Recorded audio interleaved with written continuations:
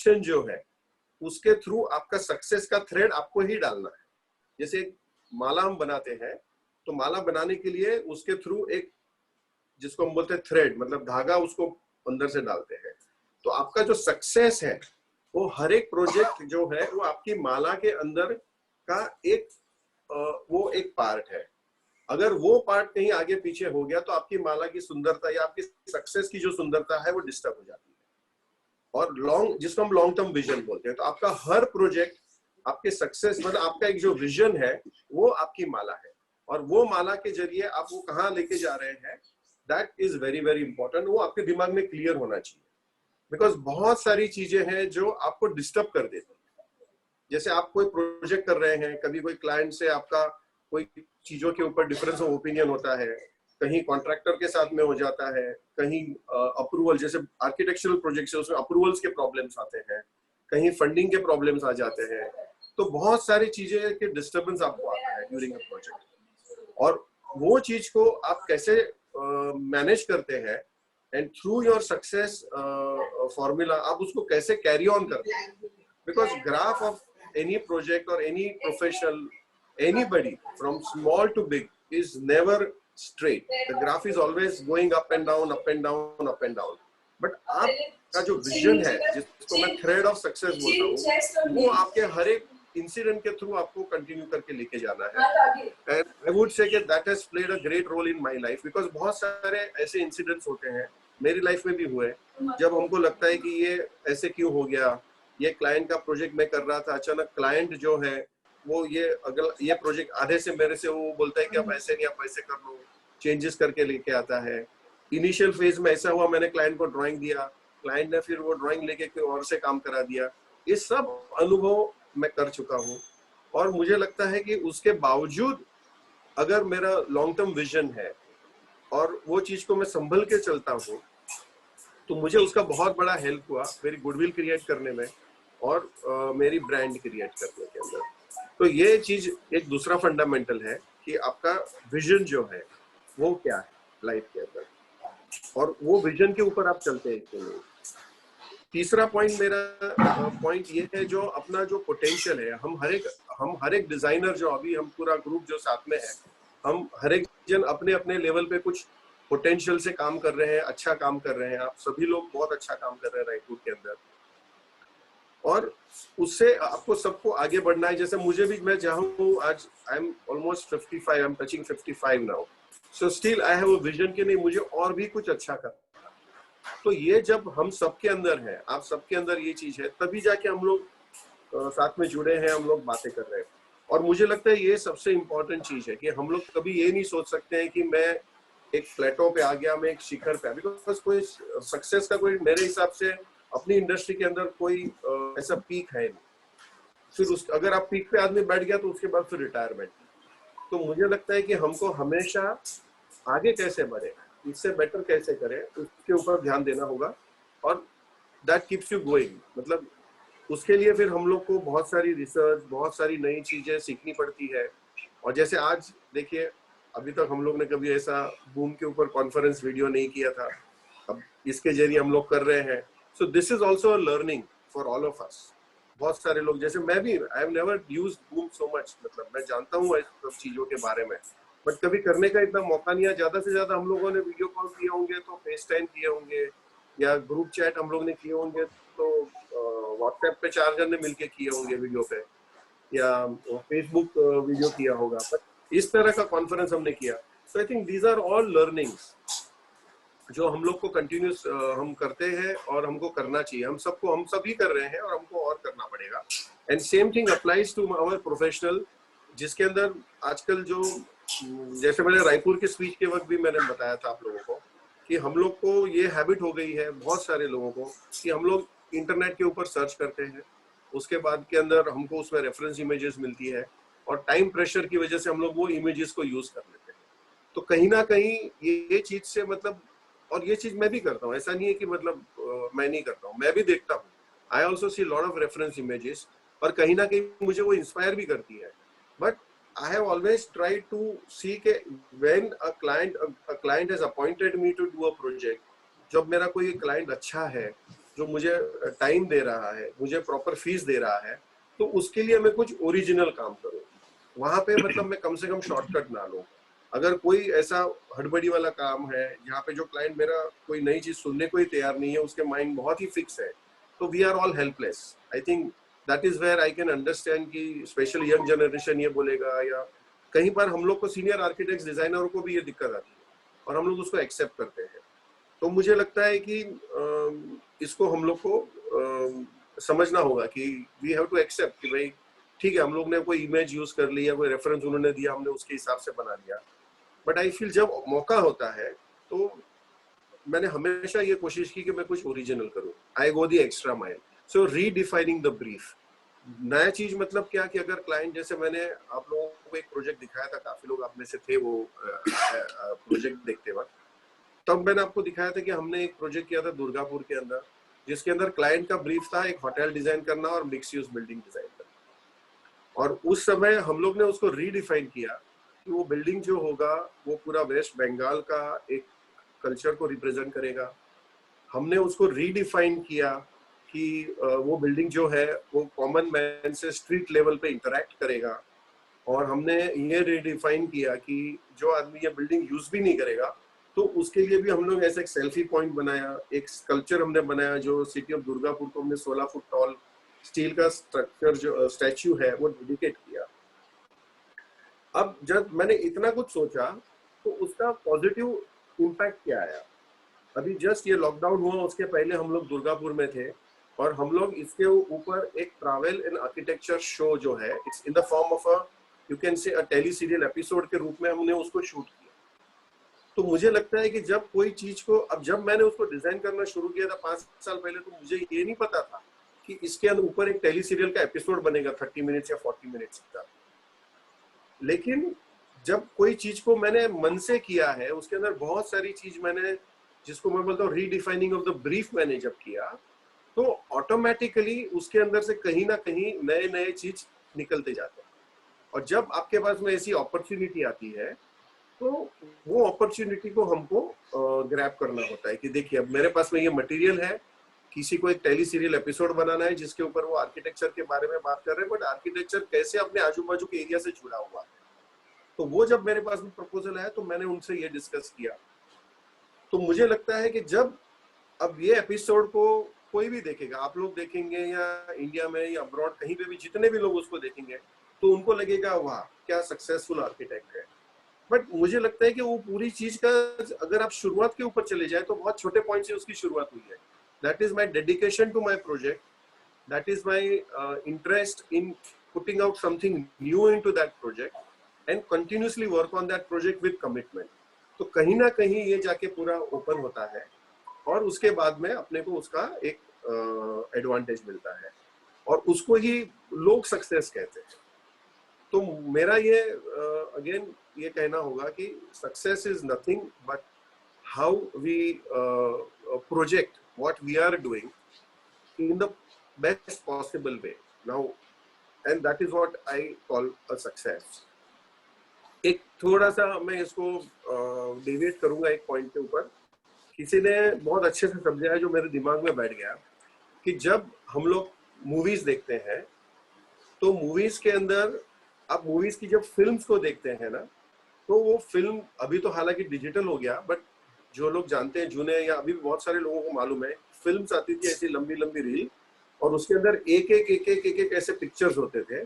और वो पिक्चर जब रील चलती थी बिहाइंड द लाइट, लाइट उसके पीछे होती थी, जब रील चलती थी और उसका प्रोजेक्शन होता था तो आपको एक खूबसूरत म्यूजिक एंड डांस सीक्वेंस वाला मूवी दिखाई देता था, कलरफुल।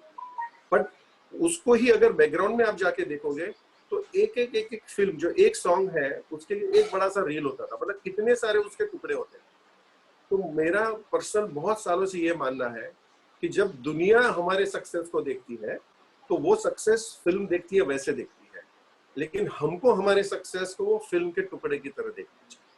सो ईच, जिसको जैसे again same thing connected to माला कंसेप्ट जो मैंने आपको बताया कि एवरी स्मॉल थिंग, तो जैसे हम हिंदी में बोलते हैं कि बूंद बूंद से समुंदर भरता है, उसी तरह से छोटी छोटी एफर्ट से बड़ी एफर्ट बनती है और बड़ी बड़ी एफर्ट सब साथ में जब जमा हो जाती है विद राइट इंटेंशन तो सक्सेस बनती है। And I think that has been my mantra and that is what I have worked on.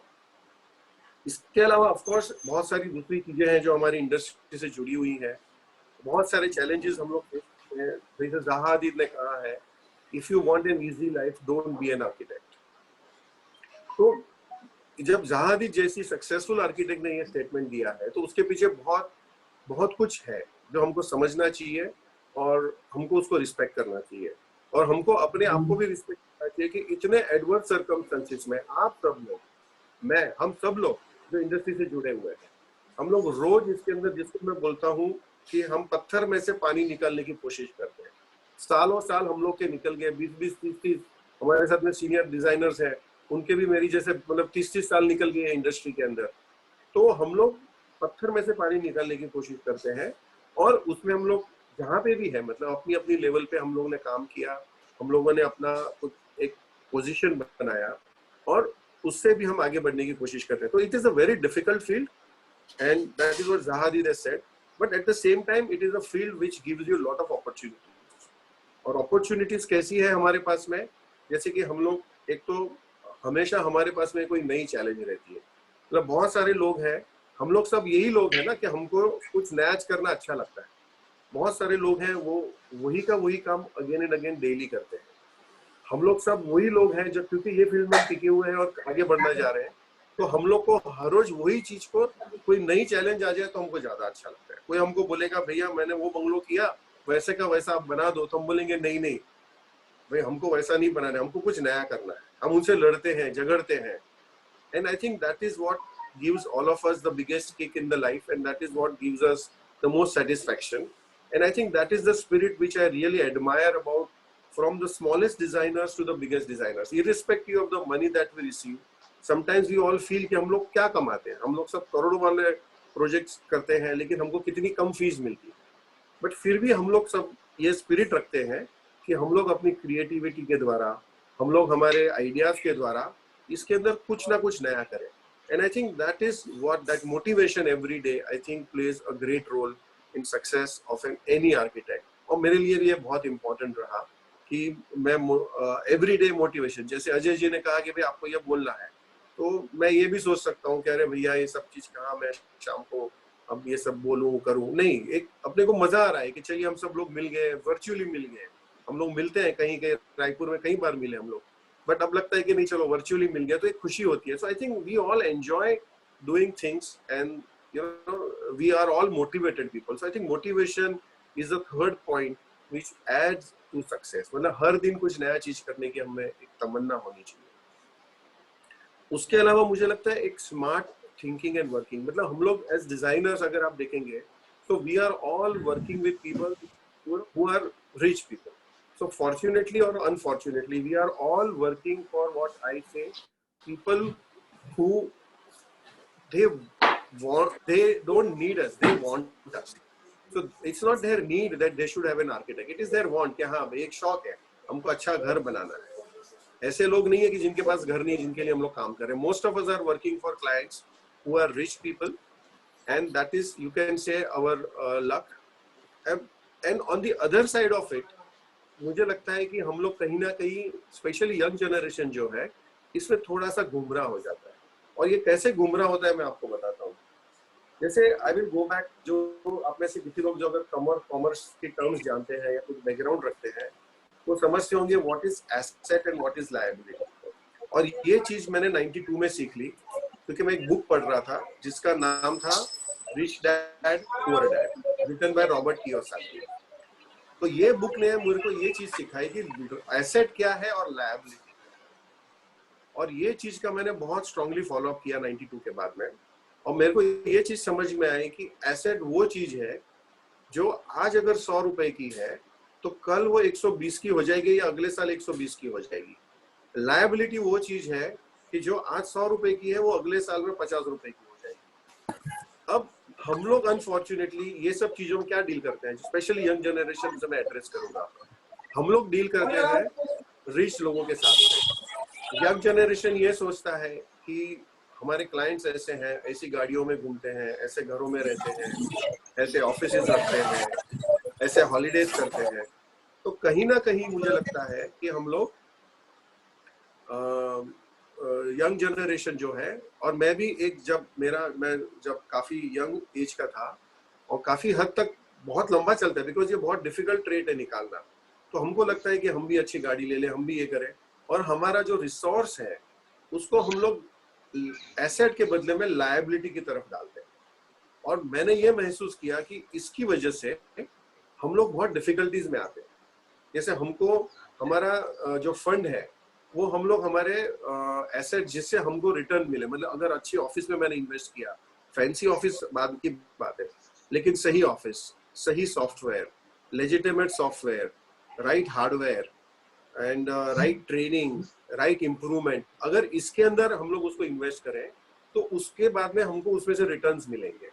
लेकिन मुझे ये लगा कि over a period of time हम लोग ये सब चीजों का ध्यान नहीं देते, और इसकी वजह से हमारा जो लॉन्ग टर्म ग्रोथ है वो कम हो जाता है। मतलब टिपिकली ऐसा बोला जाता है कि मुंबई जैसे शहर में अगर आप 100 रुपए का ईयरली टर्नओवर करते हैं तो आपका जो पर्सनल प्रॉफिट होता है उसमें से वो करीब 20 रुपए या उसके ऊपर नहीं होता है, मतलब 20% होता है।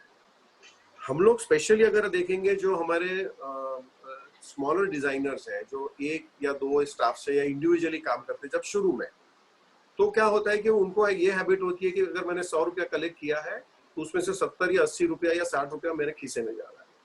तो वो चीज वो लाइफस्टाइल के ऊपर डाइवर्ट अगर कर देगा तो उसका जो रियल ग्रोथ होना है या उसका जो इन्वेस्टमेंट में अगर वो नहीं करेगा, तो जैसे आज का ये टाइम आ गया, जैसे 3 महीने अगर 2 महीने अगर मार्केट पूरा डाउन हो गया, 1 साल पूरा मार्केट डाउन होगा, तो हम लोग बहुत सारी तकलीफों में आते हैं।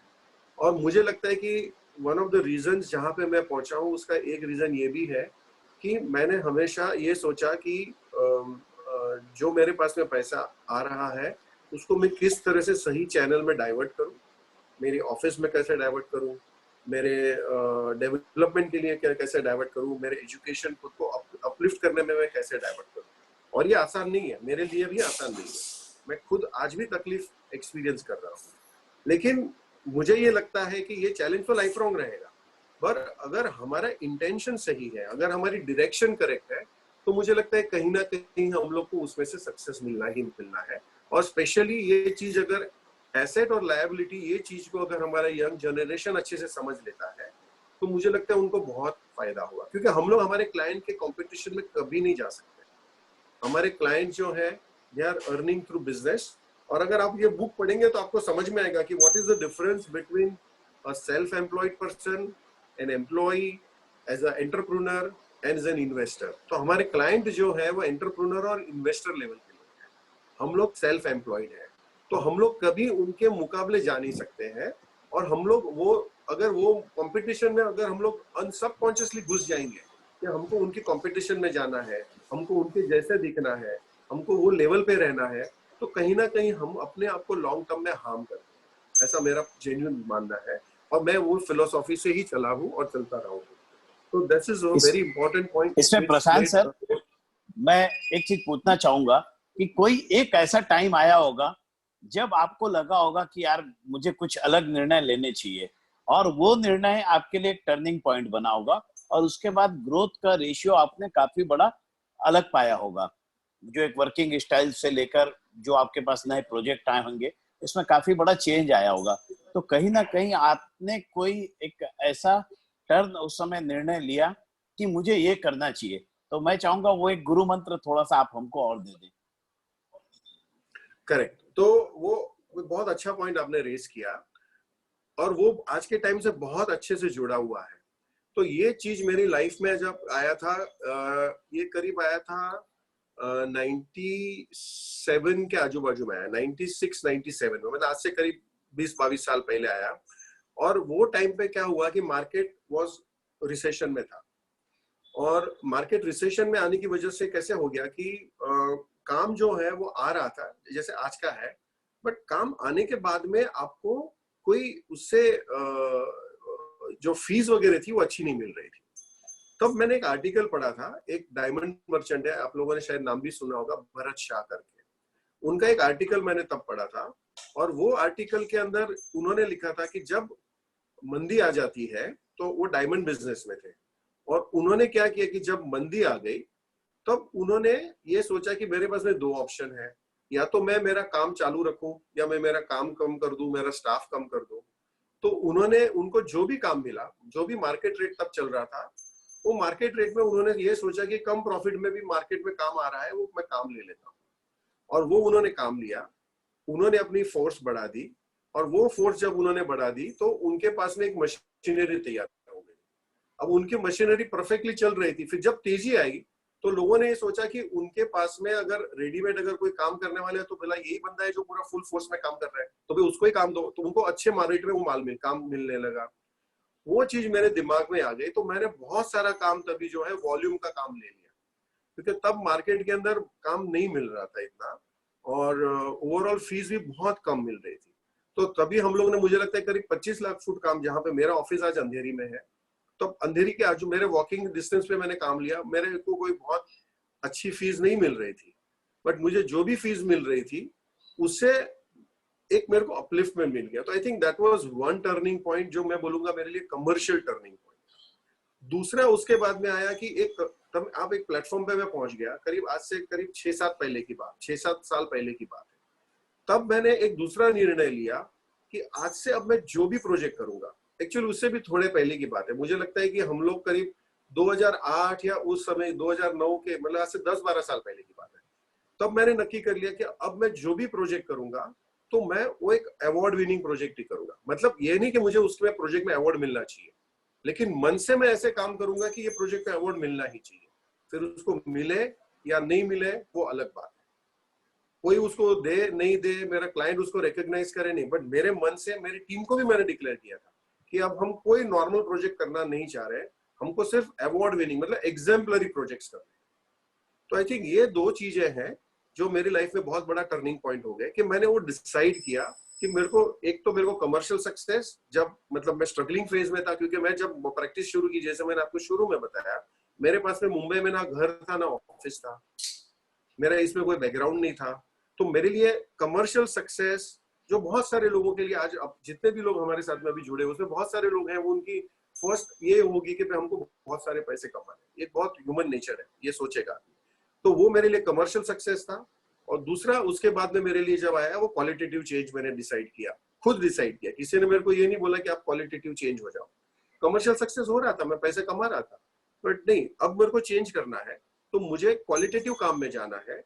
तो मुझे लगता है ये दो चीजें जो है ये मेरे लिए बहुत इंपॉर्टेंट हो गई। एंड आई होप आपने जो पूछा उससे मैंने जवाब दिया। अगर कुछ आपको और चाहिए तो आई कैन। हाँ नहीं, मुझे वही लगा, एक बार आपकी मेरी बातचीत चल रही थी, तब आपने बताया कि यार मैंने सोच लिया था कि मुझे इतने स्क्वायर फीट से छोटे काम को पकड़ना ही नहीं है, या वैल्यू वाइज आपने एक टारगेट डाला, और उसके बाद आपने ABC अपनी टीम को डिवाइड किया कि अगर इससे छोटा काम आता है तो मेरी B टीम करेगी, उसके बाद C। तो मैं चाहूंगा उसके बारे में थोड़ा आप बताएं।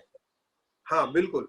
सो आई फील ये एक और इम्पोर्टेंट चीज है कि हमारा time, yes that is connected with time. जो हम लोग का, मैं आपको जो बता रहा था, एक दूसरा इंपॉर्टेंट पॉइंट के साथ में वो जुड़ा हुआ है, आपका टाइम। भाई आखिर में हमारे पास में सर ये है कि टाइम और टैलेंट और एक्सपीरियंस, ये हमारे लिए एक पर्सनली बहुत इंपॉर्टेंट चीज है। उसके बाद में आता है हमारे पास में हमारी इंफ्रास्ट्रक्चर क्या है, सिस्टम क्या है, कनेक्शंस क्या है। बट पर्सनल लेवल पे जब टाइम और टैलेंट आ जाती है तो आप वो किसको देना चाहेंगे। भाई आज अगर एक आदमी मेरे पास में आके अगर मेरे से, जैसे आप सबको अनुभव होगा कि आपको ऐसे ऐसे क्लाइंट मिल जाते हैं जो, जिसको हम बोलते हैं बहुत खपाता है भैया ये क्लाइंट, तो वैसे टाइप के जब क्लाइंट आ जाते हैं तो इसका मतलब कि आपकी लेवल जो है वो लेवल से एक नीचे के जो लेवल का क्लाइंट अगर आ जाता है, अगर आप उसको भी सर्विस करते जाएंगे तो आपका ग्रोथ ऊपर की तरफ नहीं जाएगा, आप वहीं के वहीं रहेंगे, पैसे कमाएंगे, लेकिन वो सक्सेस स्टोरी नहीं बनती है। तो अजय भैया आप जो बता रहे हैं वो वही पॉइंट जो हमारा डिस्कशन हुआ था, वो यही था कि मैंने नक्की किया कि भाई मेरे को, मैं कैसे काम करना चाह रहा हूँ, in terms of size of the project, in terms of the fees, in terms of the liberty that जो मेरे को क्लाइंट देगा, फ्रीडम मुझे जो देगा। और जब मुझे लगा कि ये लेवल का ये नहीं है, और फिर भी वो काम हम लोग, ऐसा नहीं हम क्लाइंट को मना कर रहे हैं, क्योंकि अल्टीमेटली कहीं ना कहीं कॉमर्स से वो चीज जुड़ी हुई है, बिजनेस से जुड़ी हुई है। तो मुझे ये लगा कि it is better that you scale down, क्योंकि अगर आप चाहते हो मैं काम करूं तो ये ढांचा है, बहुत क्लियरली क्लाइंट से क्लैरिटी है, भैया आपको ये सब चीज नहीं परवड़ती है तो ये ढांचा है, और अगर ये भी नहीं परवड़ती है तो ये ढांचा है। उसको हमने इस तरह से बांट दिया। तो देन ऑटोमेटिकली बहुत सारे काम हमारे ऐसे आ गए कि जिसके अंदर हमारे एक पर्टिकुलर जो टीम है वही उसके ऊपर काम कर रही है, कोई कोई काम ऐसे आ गया उसके ऊपर हमने दूसरी टीम लगा दी, तो जो कैटेगरी ऑफ हमारी टीम है उसको हमने डिवाइड कर दिया। और उसके जरिए क्या हो गया कि हमारे पास में काम भी आता गया, ऐसा भी नहीं है कि वो क्लाइंट चला गया, क्योंकि वो भी काम अच्छा ही काम है, क्लाइंट भी अच्छा ही था, बट उनको जो जरूरत थी उसमें मेरी पर्सनल इन्वॉल्वमेंट की कोई जरूरत नहीं। तो मैंने अपने आप को पहले से उनको बाकायदा बोल के अलग कर दिया कि भैया ये मैं नहीं करने वाला हूँ, ये कोई और करेगा या ये कोई और करेगा, और उसके लिए वो लोग भी खुश थे उसमें।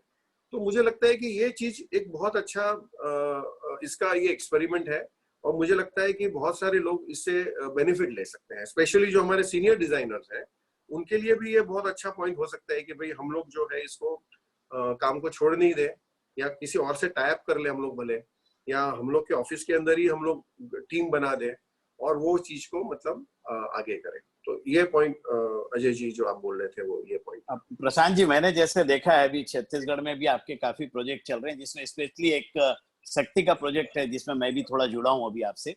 तो लगभग हाँ आज जी, हाँ 25-30 करोड़ से अधिक की लागत आ रही होगी, 30 करोड़ से अधिक की होना ये 2 से 3 एकड़ में पूरा हो। और उसके जो मैंने ड्राइंग और डिजाइन देखा है वो अल्टीमेट है अपने आप में जब भी आएगा। तो आपके काम अभी हर लेवल के यहाँ पर है, बी टीम भी आपके काम कर रही है और आपके हाँ साथ में मुंबई के और भी काफी डिजाइनर आ रहे हैं। अभी ऐसा हाँ। कैसे पॉसिबल हो सकता है कि छत्तीसगढ़ के हमारे डिजाइनर साथियों को आप लोग कैसे इन्वॉल्व कर सकते हैं इस प्रोजेक्ट में? प्रोजेक्ट का कई ऐसा होता है कि भाई लोकल में एग्जीक्यूशन पार्ट से लेकर या किसी जगह पे, और कैसे आप हमारी लोकल की टीम को इन्वॉल्व करा सकते हैं, उन्हें कैसे आप और अपने साथ तो एसोसिएट कर सकते हैं, ये क्या हो सकता बिल्कुल है एक बार संभावना? बिल्कुल बिल्कुल, तो देखिए जैसे मैं आपको एग्जांपल देता हूँ, जैसे मैं रायपुर में या छत्तीसगढ़ में काम कर रहा हूँ, तो वैसे हम लोग जो है बहुत सारे दूसरे स्टेट में भी काम कर रहे हैं। जैसे मैं झारखंड में काम कर रहा हूँ, मैं छत्तीसगढ़ में उसके पहले से मैं झारखंड में काम कर रहा हूँ 2005 से।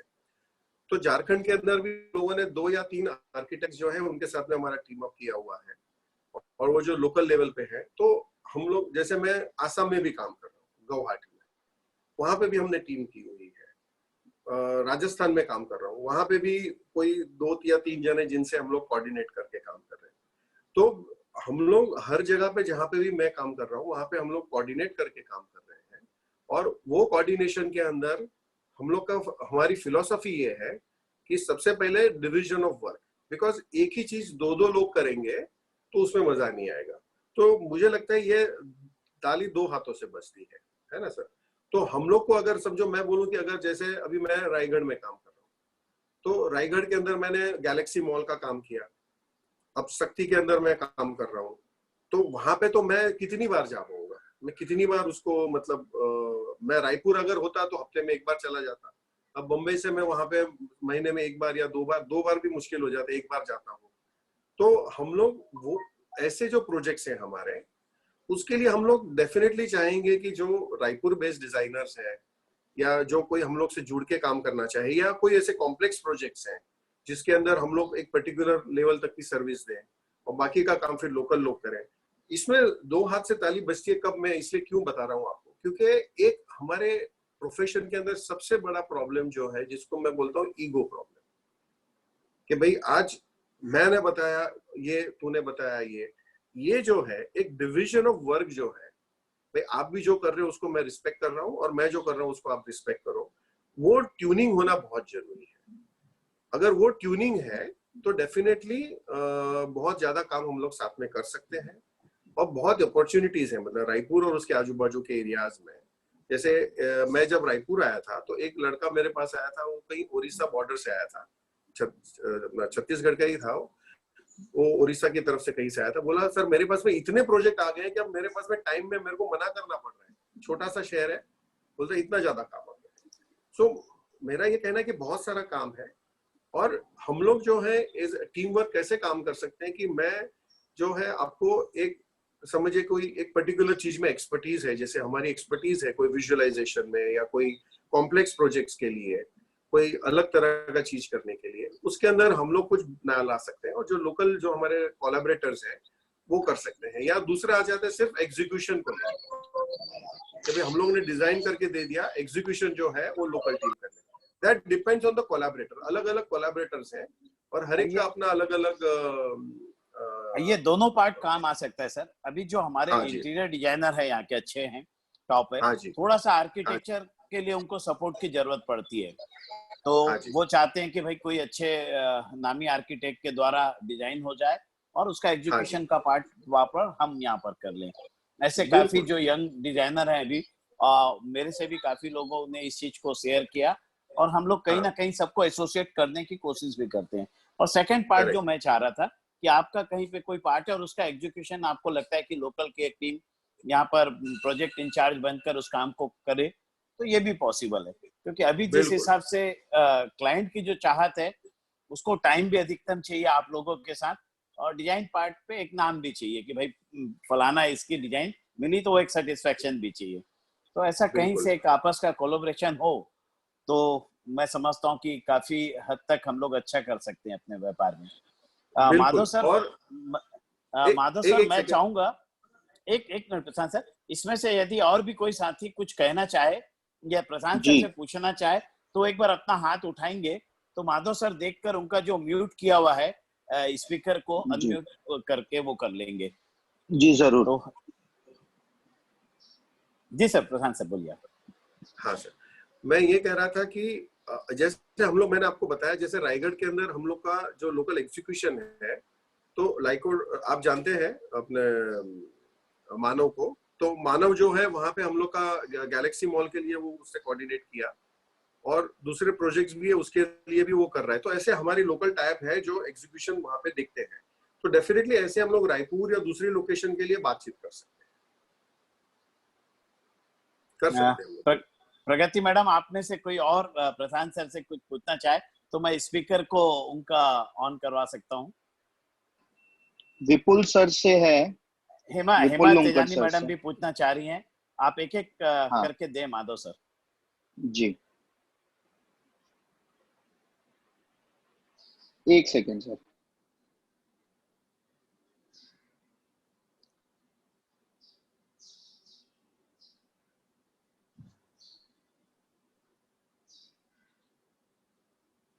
आवाज नहीं आ रही है। हाँ सर, एक मिनट बस, वो इसमें होस्ट को पावर है या कि वो अनम्यूट करके हाँ हाँ, उनको आपके साथ में जोड़ ले भाई। करेक्ट करेक्ट, हाँ विपुल मैं सर देख का रहा हूँ। अनम्यूट हो गया है। विपुल सर, आप पूछ सकते हैं। Hello sir. हाँ hello Vipul. Thank you.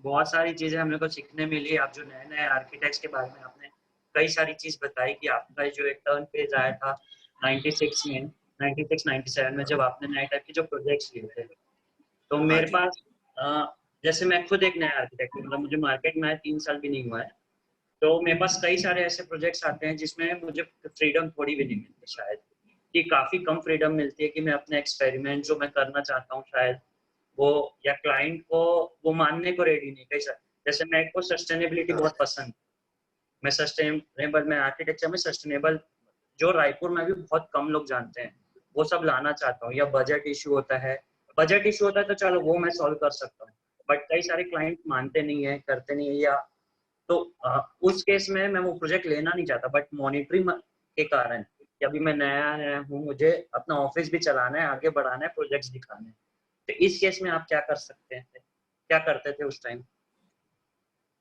Correct. तो विपुल कैसा है भाई कि जैसे मैं आपको एक एग्जांपल दूंगा तो आपके समझ में आएगा। आज अगर आप बैंक में कोई आदमी एक लोन लेने जाता है या अगर आप कोई गाड़ी खरीदने जाता हो, तो आपने अनुभव किया होगा कि जो सेल्समैन है या कंपनी है या बैंक है, वो उसको अलग अलग ऑफर देती है। किसी को बोलती है मैं 10% में लोन दूंगा, किसी को 10.25 में देती है, किसी को 9.25 में देती है। दैट मीन्स अगर बैंक जितनी बड़ी, जो थाउजेंड्स ऑफ करोड़ की जिसकी एसेट्स है और इतना बड़ा काम कर रहे हैं, वो लोग भी कस्टमाइजेशन करते हैं इतने छोटे 5, 10, 25, 50 लाख करोड़ रुपए के अंदर में। तो इसका मतलब यह है कि आपको और मेरे को भी कस्टमाइजेशन करना है। अब आगे आपका स्पेसिफिक क्वेश्चन कि अगर हमारे पास में कोई काम है जो हम चाहते हैं वो टाइप का वो नहीं है, तो मैं आपको, मेरा सिंपल फॉर्मूला है उसके लिए कि मेरे पास में कितना टाइम है, क्या मेरा पूरा टाइम भरा हुआ है, मेरा प्रोजेक्शन क्या है कि अगर मेरा ये प्रोजेक्ट मैंने नहीं लिया तो समझो कि अगर मेरे 1 महीने का मेरा जो वर्किंग आवर्स है उसके पास अगर मेरा पूरा ब्लॉक बुक जिसको मैं बोलूंगा कि 12 महीने का फुल है, तो फिर एक बार मैं उसको मना कर सकता हूँ, तुम्हारी जो एज है और तुम्हारा जो पोजीशन है। बट अगर तुमको लगता है कि नहीं मेरे पास में तो भाई आज की तारीख में खाली 8 महीने का ही काम है या 6 महीने का ही काम है, तो जो प्रोजेक्ट है एक बार तो तुमको लेना पड़ेगा। और वो प्रोजेक्ट में क्लाइंट जो चाहता है वो तुमको उसको सेटिस्फाई करना पड़ेगा।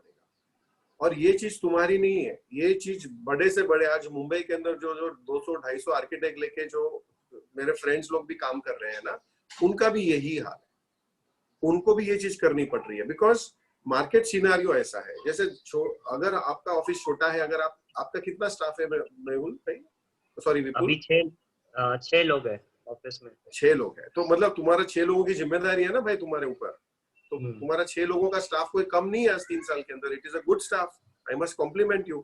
तो that means you are a commercially you know like a successful person, आपने अच्छे से मैनेज किया हुआ है उसको। तो आप वो स्टाफ को सस्टेन करो, और वो जो प्रोजेक्ट आपके पास आया उसके अंदर आप आपका टाइम है उसको डिवाइड कर लो। कि भाई एक क्लाइंट होता है जो, जैसे मैंने आपको कहा, वो सुन ही नहीं रहा आपकी बातों को कि मेरे को सस्टेनेबल प्रोजेक्ट करना है। तो जिसको हम बोलते हैं ना फिशिंग, तो फिशिंग में कैसे होता है, आप सोचोगे कि मैंने ऐसा फिश में फिशिंग किया और फिश लग गई, ऐसा नहीं है। You have to wait, so you have to fish for a right client, but at the same time you have to utilise your entire machinery to continue fishing जो आपके पास में अवेलेबल है। तो that is my answer to you. So don't give up on projects, but yes keep a window open कि कोई अच्छा client आया तो उसके लिए मेरे पास में जगह है। That is my answer to you. So don't give up on clients. Okay, I thank you, hope I sir. have answered your question. अगर हाँ please. Yeah, you have answered. Madhav, Hema Yeah. Sir को जोड़े, हेमा मैडम को जोड़े।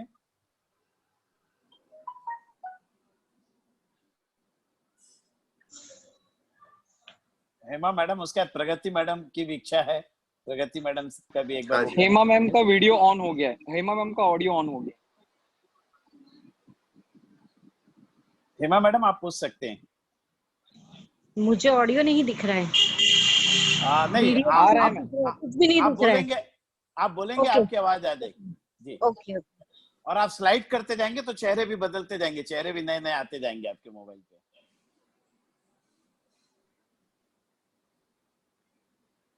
Hello sir. हाँ नमस्ते Hema ji, I can see you. नमस्ते जी। हाँ, मैं लैंडस्केप डिजाइनर हूँ। वो दिख रहा है, आप झूले पे झूल रही हैं।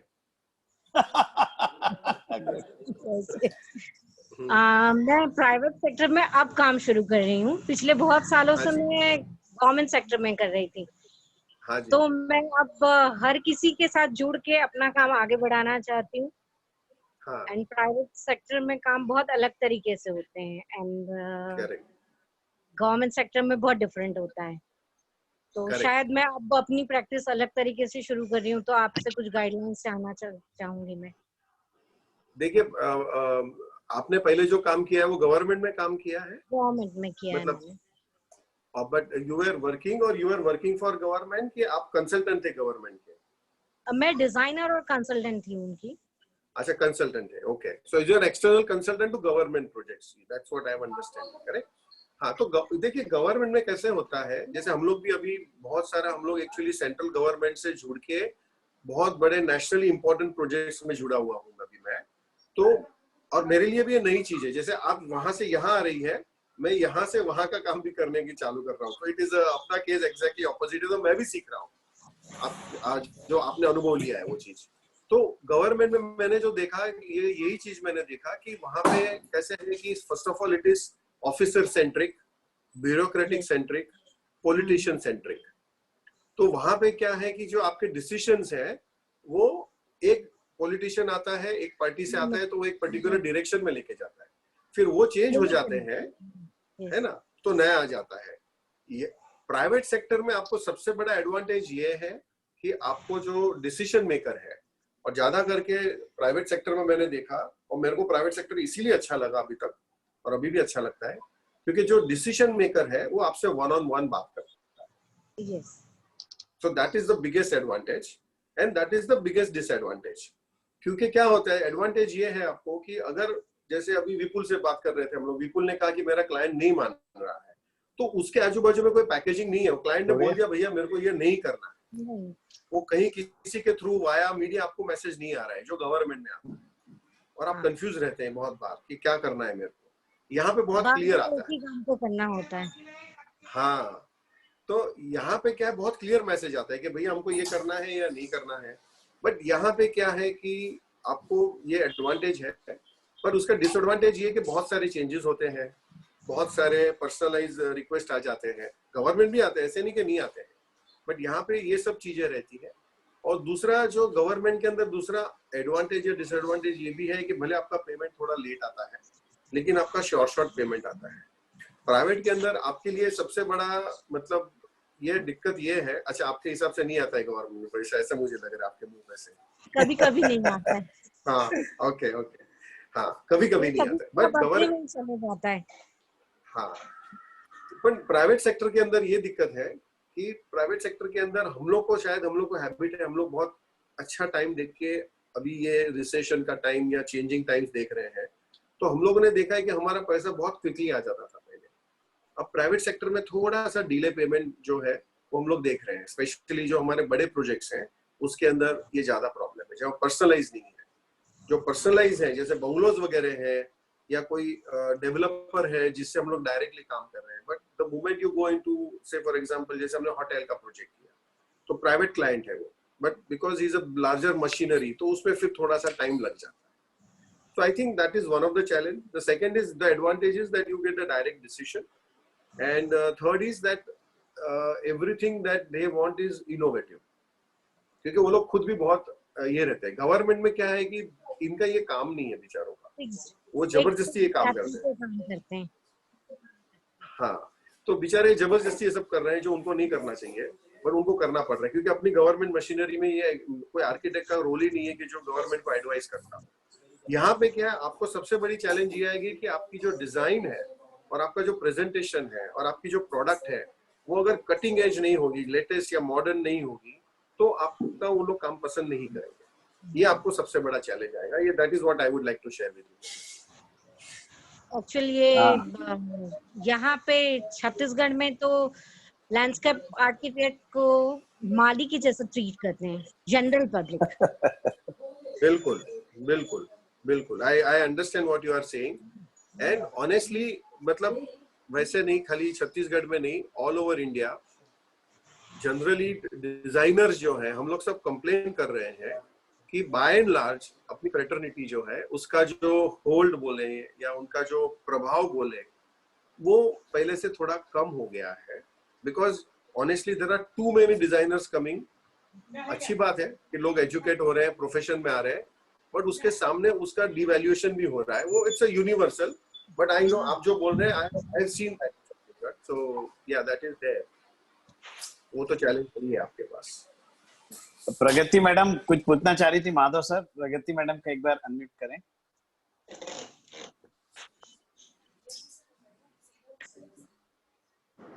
हाँ जी, थैंक यू मैडम, आप पूछें जी।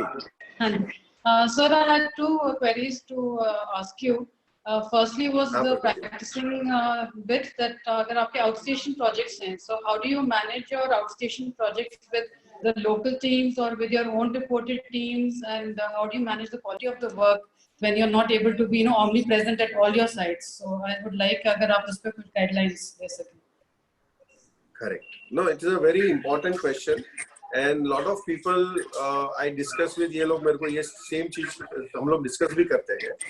तो आई थिंक सबसे पहले हम लोग का जो वर्किंग स्टाइल है प्रगति, वो ये है कि हम लोग हमारी ऑफिस के अंदर प्रोजेक्ट असाइन कर देते हैं कि भाई ये प्रोजेक्ट अगर है तो ये प्रोजेक्ट ये लड़का ये आर्किटेक्ट करेगा।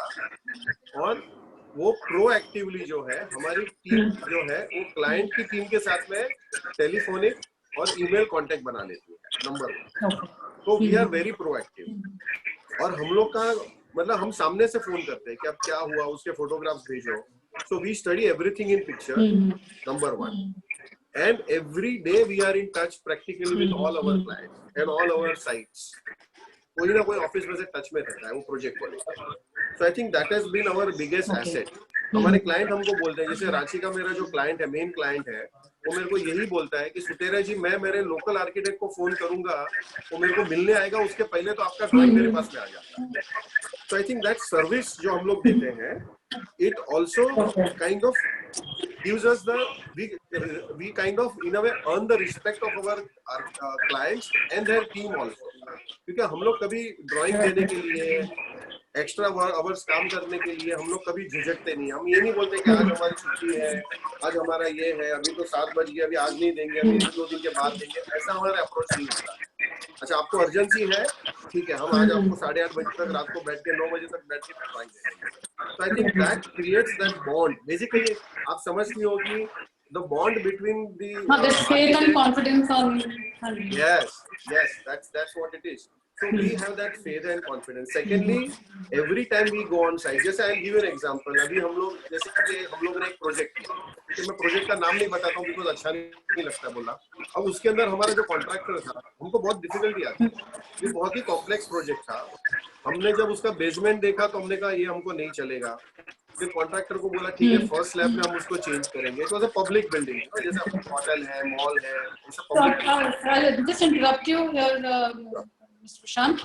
How do you select your teams there, your executing teams, because you have to have local teams आप कहीं से select out करते हैं कि how do you choose the teams locally to execute your projects at various sites? Correct. Yes. So again, जब मेरा project शुरू होता है वो समय के ऊपर मैं पर्सनली विजिट ज्यादा करता हूँ बिकॉज वो टीम सेटअप करनी होती है। तो जैसे फॉर एग्जांपल अभी हम लोग एक बंगलो का काम कर रहे हैं छत्तीसगढ़ के अंदर। अब उसका समझो कॉन्ट्रैक्टर सिलेक्शन का टाइम था या अभी उसके अंदर हम लोग का इंटरनल फिनिशिंग चल रहा है। तो जब कॉन्ट्रैक्टर सिलेक्ट करने होते हैं तो वो कॉन्ट्रैक्टर का काम देखने में पर्सनली खुद जाता है। ओके। उससे खाली बातचीत करके हम फाइनल नहीं करते। नॉर्मली हम लोग उसके साथ में जाते हैं और उसने क्या काम किया है वो देखते हैं। अगर वो सेटिस्फैक्टरी लगा और क्या अगर छोटा कॉन्ट्रैक्टर है कोई या छोटा काम है तो जो हमारे एसोसिएट हमारे साथ में काम कर रहे हैं या हमारे साथ में दूसरे लोग जो जुड़े हुए हैं वो उसका हमको बोलते हैं कि सर इनका बहुत अच्छा काम है और अगर हम उनके ऊपर भरोसा करते हैं तो फिर हम उसको अपॉइंट करते हैं। साउंड नहीं लगा। Okay. So basically it depends on the I take lot of efforts in finalizing a contractor and evaluating them, and I think it's a personal skill. I mean it is little difficult to put it in words, but I would say it's a personal skill that we all of us have and we have to keep on learning with our experience. So I think that is most important in identifying the right person. अगर वो सही आदमी नहीं है तो हम लोग ने कई बार कॉन्ट्रैक्ट यस हमारा जैसे एक बार रांची में हुआ। हम लोग एक 15 माले का बिल्डिंग कर रहे थे, 1 flat on a floor with a rooftop swimming pool. हम लोग ने फर्स्ट स्लैब पे उसको बताया कि भैया ये तेरा काम ठीक नहीं है सिविल कॉन्ट्रैक्टर को। तो बोला नहीं नेक्स्ट फेज में मैं चेंज कर दूंगा। जब हम नेक्स्ट टाइम गए तो हमसे कोई टेढ़ी मेढ़ी बात ही करने लगा वो। तो हमने क्लाइंट को बोल दिया कि भैया या तो ये काम करेगा या तो हम काम करेंगे। तो we got the contractor changed totally. हम लोग नहीं एक्सेप्ट किया फिर। So sometimes we have to take a very hard call and we have to see to it that the team is right. And most important thing प्रगति आप भी जानती हो कि until and unless your contractor's attitude is not correct, it is very difficult to work.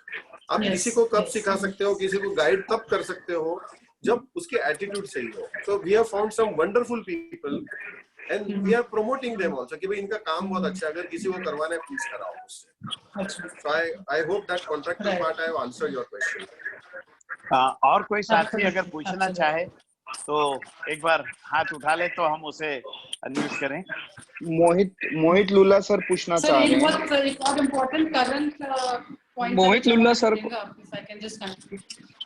I think प्रगति को और एक question हाँ है यार। प्रगति जी कंटिन्यू करें, उसके बाद हम मोहित लुल्ला जी को भी जोड़ रहे हैं। Mr. Prashant, you must have the current news that was prevalent last week regarding the practice of the profession by non-professional degree holders. I mean, like non-degree holders. I mean, what do you have to say about that scenario? I mean, we were a little worried up on that point. Yes, absolutely.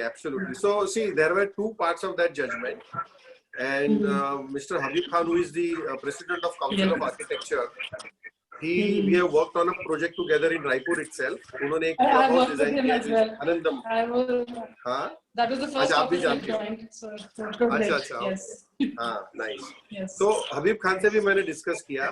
तो हमारा ये जो observation ये है कि सबसे पहले तो ये बहुत बड़ा सेटबैक है फॉर प्रोफेशनल आर्किटेक्ट्स कि कोई भी आदमी आर्किटेक्चरल प्रैक्टिस कर सकता है, भले वो अपने आप को आर्किटेक्ट नहीं बोल सकता है, लेकिन आर्किटेक्चरल प्रैक्टिस कर सकता है.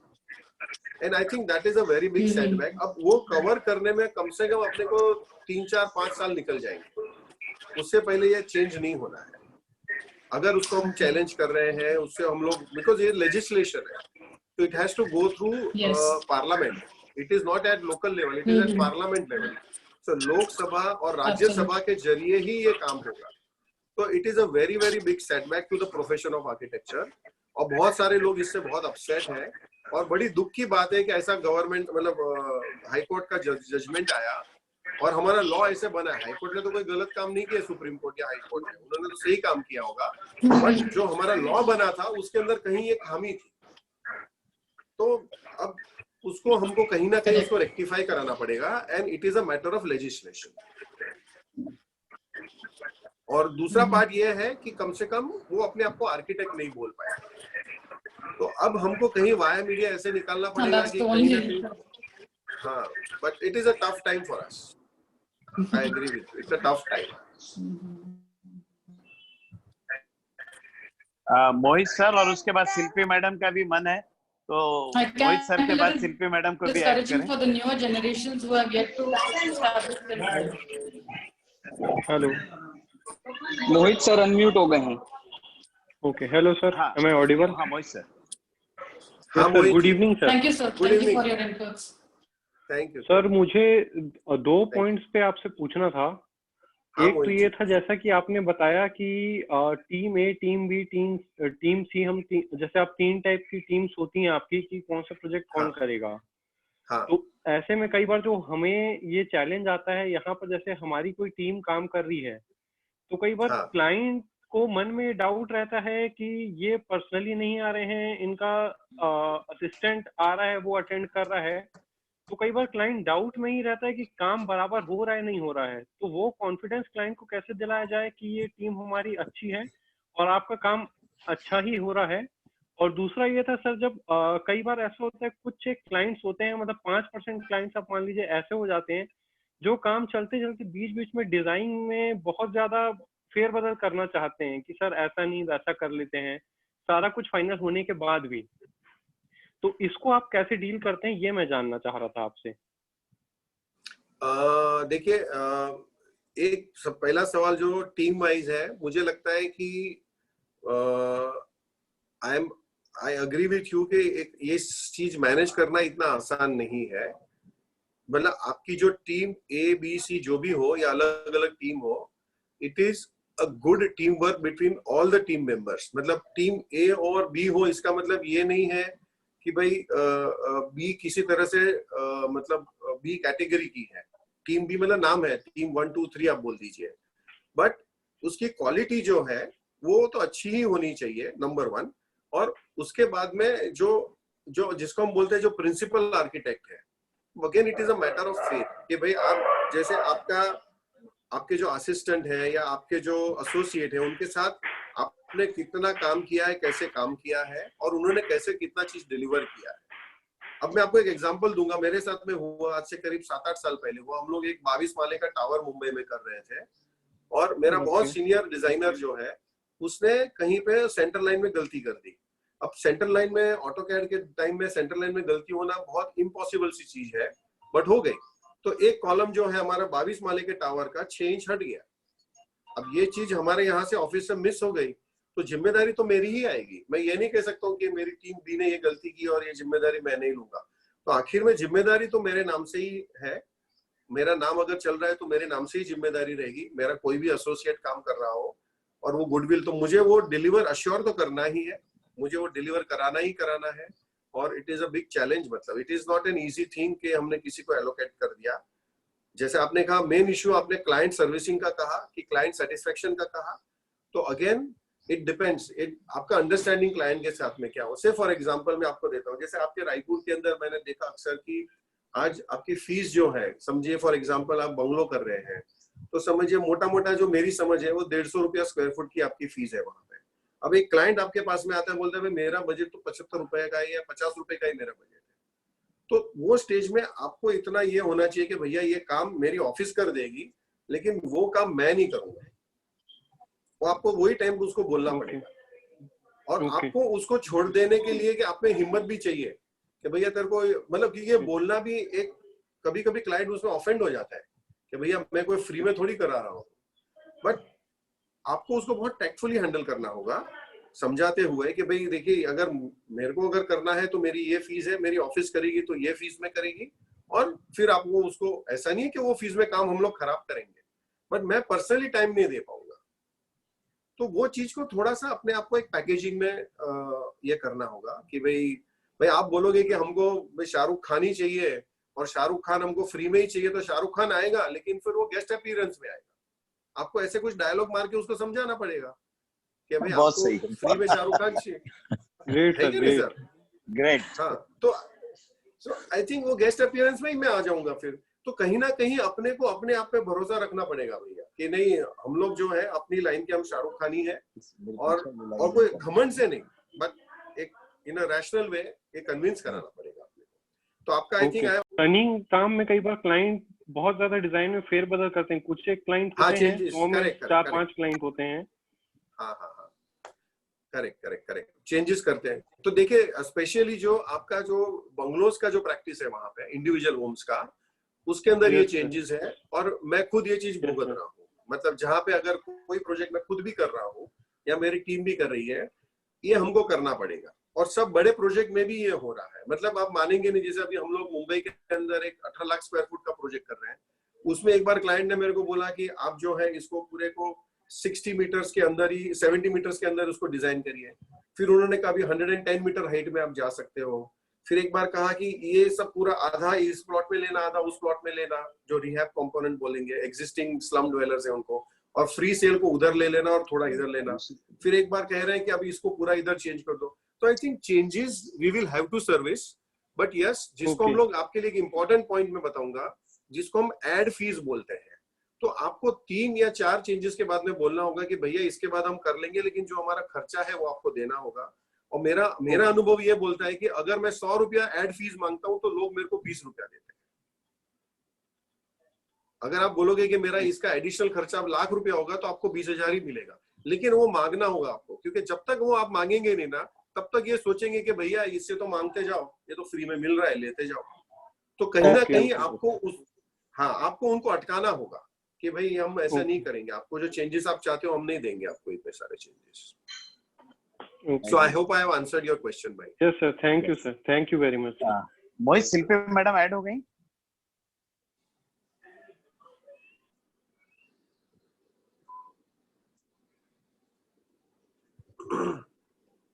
मोहित सर? जी भैया, माधव। हाँ माधव, शिल्पी मैडम जी, शिल्पी मैम अनम्यूट हो गई हैं। Good evening sir. हाँ जी, गुड इवनिंग जी। कैसे हो आप? बस एकदम बढ़िया। आप कैसे हैं? How is your grandson? I think grandson, right? Grandson, yes, he is fantastic, very nice. Fantastic. I know. Life changes, I think. हम लोग को तो सौभाग्य नहीं मिला है ग्रैंड पेरेंट बनने का, but I can visualize. I've seen other people. Yes, it is a wonderful experience. Definitely, अभी वो अपने ननिहाल में है, and yes.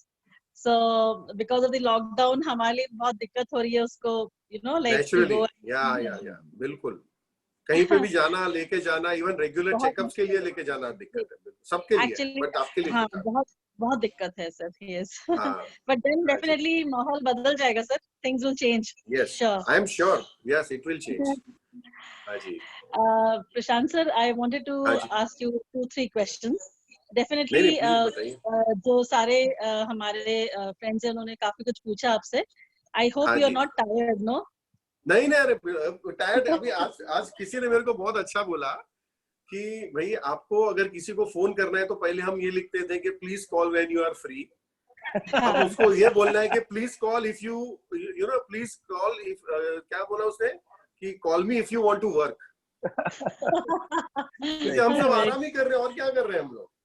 सही है। आई थिंक सर आपके भी पूरे लाइफ स्पैन में आपने ऐसा समय कभी देखा नहीं होगा इतना फ्री टाइम। कभी नहीं देखा, किसी ने नहीं देखा, हमने किसी ने नहीं देखा। बहुत चैलेंजिंग टाइम है ये, बहुत ही अलग टाइम है। Yes, so my question starts from here कि the Prashant Sutariya, he is always moving around, सब जगह, रांची आपने कहा, छत्तीसगढ़ आपने कहा, झारखंड आपने कहा, Guwahati, Assam, so many places, right? Mumbai. So exactly sir, exactly आप कैसे समय देते हैं अपने प्रोजेक्ट्स को? Correct, so it is a very interesting question Shilpi ji आपने पूछा। सो जब मेरी टीम सिलेक्ट करता हूँ तो I invest lot of time in selecting the team in terms of training the team and training myself to work with them. So I have a one-on-one equation with all my staff and we work as a team. So जैसे मैं बाहर घूम रहा हूँ या मैं कोई project ले रहा हूँ तो that thanks goes to entire team which I have, whether it is my office or whether it is my home. Because ये सब चीज अगर प्रॉपर नहीं होगी तो आप ये सब बाहर नहीं घूम के काम कर सकते। That is number one. Number two, जैसे आप शायद जानती होगी, me and my wife we both are practising, so when I am outside, मेरा जो ऑफिस का जो मैनेजमेंट है, अगर मुझे समझे कोई पेमेंट करना है, मुझे कोई इंपॉर्टेंट चीजों पे दस्तखत करने हैं, तो my wife is always available to sign. So normally we travel. She also does work at lot of location in Gujarat. She is working. Then she has done a house in Himalayas. So all those things, उसका भी traveling plans रहता है. बैंगलोर में वो कुछ कर रही है. तो we travel alternate. मतलब हम लोग साथ में नहीं travel करते हैं. मतलब out of Mumbai. We try to adjust that. Thirdly, जो project करने की बात है, जब time देने की बात है, so I think I invest lot of time when the project जब शुरू होता है ना, तो वो time पे actually fees नहीं आती होगी. लेकिन वो टाइम मैं मैक्सिमम देता हूँ क्लाइंट को समझने में और प्रोजेक्ट को सेट करने में. आई think that is what has really helped me in my life. I don't look at the returns immediately कि मैंने आज समझो किसी को 1 महीना कंटिन्यूअस काम करके दिया तो उसका मेरे को फीस नहीं आया, वो 3 महीने 6 महीने बाद भी आ रहा होगा, बट वो चीज को मैं इंपॉर्टेंस देता हूँ. सो मेरा बहुत सिंपल फॉर्मूला है कि कहाँ से जो फीस आने वाला है उसके बेसिस के ऊपर मुझे उतना टाइम उसको देना ही देना है. अगर उसके सामने मेरे पास कोई दूसरा प्रोजेक्ट आ जाएगा तो मैं ले लूंगा, ऐसा नहीं है. तो I think that gives me a very balanced way of looking at my projects and doing enough amount of ground work for those projects.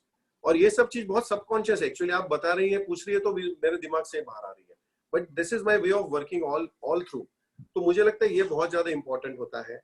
उसके अलावा बहुत सिंपल लाइफस्टाइल. मतलब क्या होता है, जैसे हम लोग सबको, आप सबका भी ये अनुभव है कि हमको हर हफ्ते, और मुंबई में तो बहुत ही ज्यादा, भाई आप यहाँ आ जाओ, आप वहां आ जाओ, आप ये पार्टी में चले जाओ, वो पार्टी में चले जाओ. तो basically a very simple way of life that I like to live at personal level. तो उससे क्या हो जाता है कि मेरा बहुत सारा टाइम जो है वो इधर इधर वेस्ट नहीं होता है सोशली. तो मुझे लगता है that gives me lot of freedom.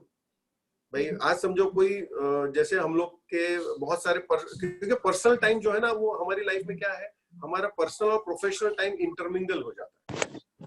हमको समझ में नहीं आता कि कब हम प्रोफेशनल टाइम दे रहे हैं और कभी पर्सनल टाइम दे रहे हैं. तो उसके लिए मुझे लगता है कि this is in some way is helping me to control my time and my intentions. And honestly मैं बहुत ज्यादा नंबर ऑफ प्रोजेक्ट्स नहीं लेता हूँ शिल्पी मैडम. तो समझ लीजिए कि मैंने लाइफ में लास्ट 15-20 साल से ना मैक्सिमम मैं 35 प्रोजेक्ट एक साथ लेके चलता हूँ, नंबर ऑफ प्रोजेक्ट्स. अब उसमें एक छोटा बंगलो भी होगा, समझिए कि मेरा कोई 10-15 हजार फुट का एक बंगलो भी अगर मैं कर रहा हूँ, और मेरा एक मुंबई का जो प्रोजेक्ट है, जो इंडिया का सबसे बड़ा वेयरहाउसिंग प्रोजेक्ट है, जो मैंने दिखाया भी था, वो 750 एकड़ का है, उसको भी मैं एक प्रोजेक्ट बोलता हूँ. तो नंबर ऑफ प्रोजेक्ट लिमिट होने की वजह से मेरा माइंड जो है वो क्लियर रहता है कि मैं कितने प्रोजेक्ट कर रहा हूं और उसके ऊपर मैं फोकस कर पा रहा हूं. So this is one aspect. Second aspect of course is, जो मैंने कहा पर्सनल टाइम मैनेजमेंट की वजह से, जो आपने कहा डिफरेंट लोकेशंस पे जाना, तो मुझे लगता है कि वो मुझे हेल्प करता है because my simple lifestyle is there. Secondly मेरे को एक एडवांटेज देखिए ये भी है कि मैं सांता क्रूज में रहता हूँ, एयरपोर्ट सांता क्रूज में है, तो फॉर मी, आपको हालांकि रायपुर में वो प्रॉब्लम नहीं है, बिकॉज आपका एयरपोर्ट रायपुर का जितना दूर है, वो मुंबई में कई लोकेशन ऐसे जहाँ से लोगों को 2-2 घंटा लगता है एयरपोर्ट जाने में, और 1 घंटे का ही खाली फ्लाइट होता है। तो वो मेरे को एक एडवांटेज लॉजिस्टिकली है कि मैं 15 मिनट में डोमेस्टिक और 20 मिनट में इंटरनेशनल एयरपोर्ट पहुंच सकता हूँ सांता क्रूज से, मेरे घर से। So I think that is another advantage. And third advantage, I love to meet people. I love to, talk with people, make friends at different locations. And I think that helps me. Because when you meet people, you really enjoy it. I'm not doing it commercially every time. I'm just doing it because मैं enjoy करता हूँ उसको. तो कहीं ना कहीं मेरे connections बनते जाते हैं, and it becomes very easy for me to operate. I hope I am able to answer your question. If I have not, please ask me again. नहीं, absolutely, sir. I just wanted to understand that because हमारा जो field है बहुत creative field है, sir. And you need a lot of mental peace and absolutely serenity to design things, and actually whatever you are doing is world class. So to come up to that level, you need a lot of time, lot of energy, lot of mental peace. When you're traveling so much, definitely you are quite strained also, right? Correct, absolutely. And absolutely, I feel कि as the main principal architect, आप चाहते हो कि हर चीज आपके हिसाब से design हो, right? Because definitely you are the person who people are looking up to for the final output. Correct. तो इस ऐसे मतलब इस जो entire scenario में आप अपने आप को इतना cool रखते, because whenever I met you, you are a very cool person. I mean, like आपको देखकर बहुत ऐसा लगता है personality में कि आप बहुत you are not that ऐसे तो आप इतना mental peace को balance रखते हुए सबसे manage करते हुए, and then you're designing something fantastic, sir. Hats off to you. नहीं, thank you so much. But आपने जो कहा ना, let me share with you one thing. दो चीज मैं आपसे कहूंगा, because you touched a very important part of my life, which I think I should share with all of you. So one is कि मैं जब करीब 9 साल का था, उसके बाद मैंने करीब 27 साल तक जो है एवरी डे भगवत गीता का एक चैप्टर पढ़ा। अच्छा। For 27 years every day, but छोटा सा पॉकेट बुक था, उसका एक चैप्टर पढ़ा, and I think that became part of my life in certain forms. Not in every way, but that is one of the reasons why you see me the way I am today. So I give full credit to that, and that is thanks to my grandmother, because that mold, she told me कि तुमको ये पढ़ना है. So that is one part. और दूसरी चीज जो आपने कही कि to keep that mental serenity, you touched a very important point कि आप समझती हैं कि हम लोग इतने सारे distractions में जीते हैं.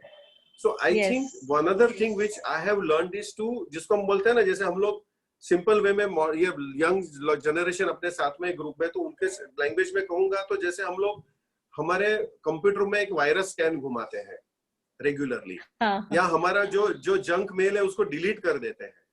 तो over a period of time I have learned to do this every day in the night, कि जो चीज आपके दिमाग में जो जंक चीजें हैं, आपको देखिए लाइफ में तो हम सबकी लाइफ में कहीं ना कहीं तकलीफें हैं, दुख है, अच्छी चीजें हैं, तो वो सब हम सबके पास आता है. किसी को ऐसा तो नहीं है कि कोई आदमी हर को कोई मतलब ऐसा जिसको बोलते हैं ना, on bed of roses nobody is walking. तो ये चीज जो है, to every day remove it from your head, और every week at least, if not every day, it helps you tremendously. क्योंकि हम लोग मैक्सिमम प्रॉब्लम ये है कि हम लोग अपना बैकलॉग लेके चलते हैं पीछे, पहले वो किया था, ये क्लाइंट ने वैसे किया था, उसने वैसा किया था, और वो चीज हमारे आज में अपने को डिस्टर्ब करती है. And I think that is what I would say that is one of the qualities which we all need to inculcate, because it helps you in living your today better. नहीं तो कल जो है आपका, वो आज आपका आज और आपकी कल को खराब करता है. And that is what I thought that I must tell you, because you touched a very important part which is a part of me. So that's why I just took little time. So one last question to you is like you're also doing many projects.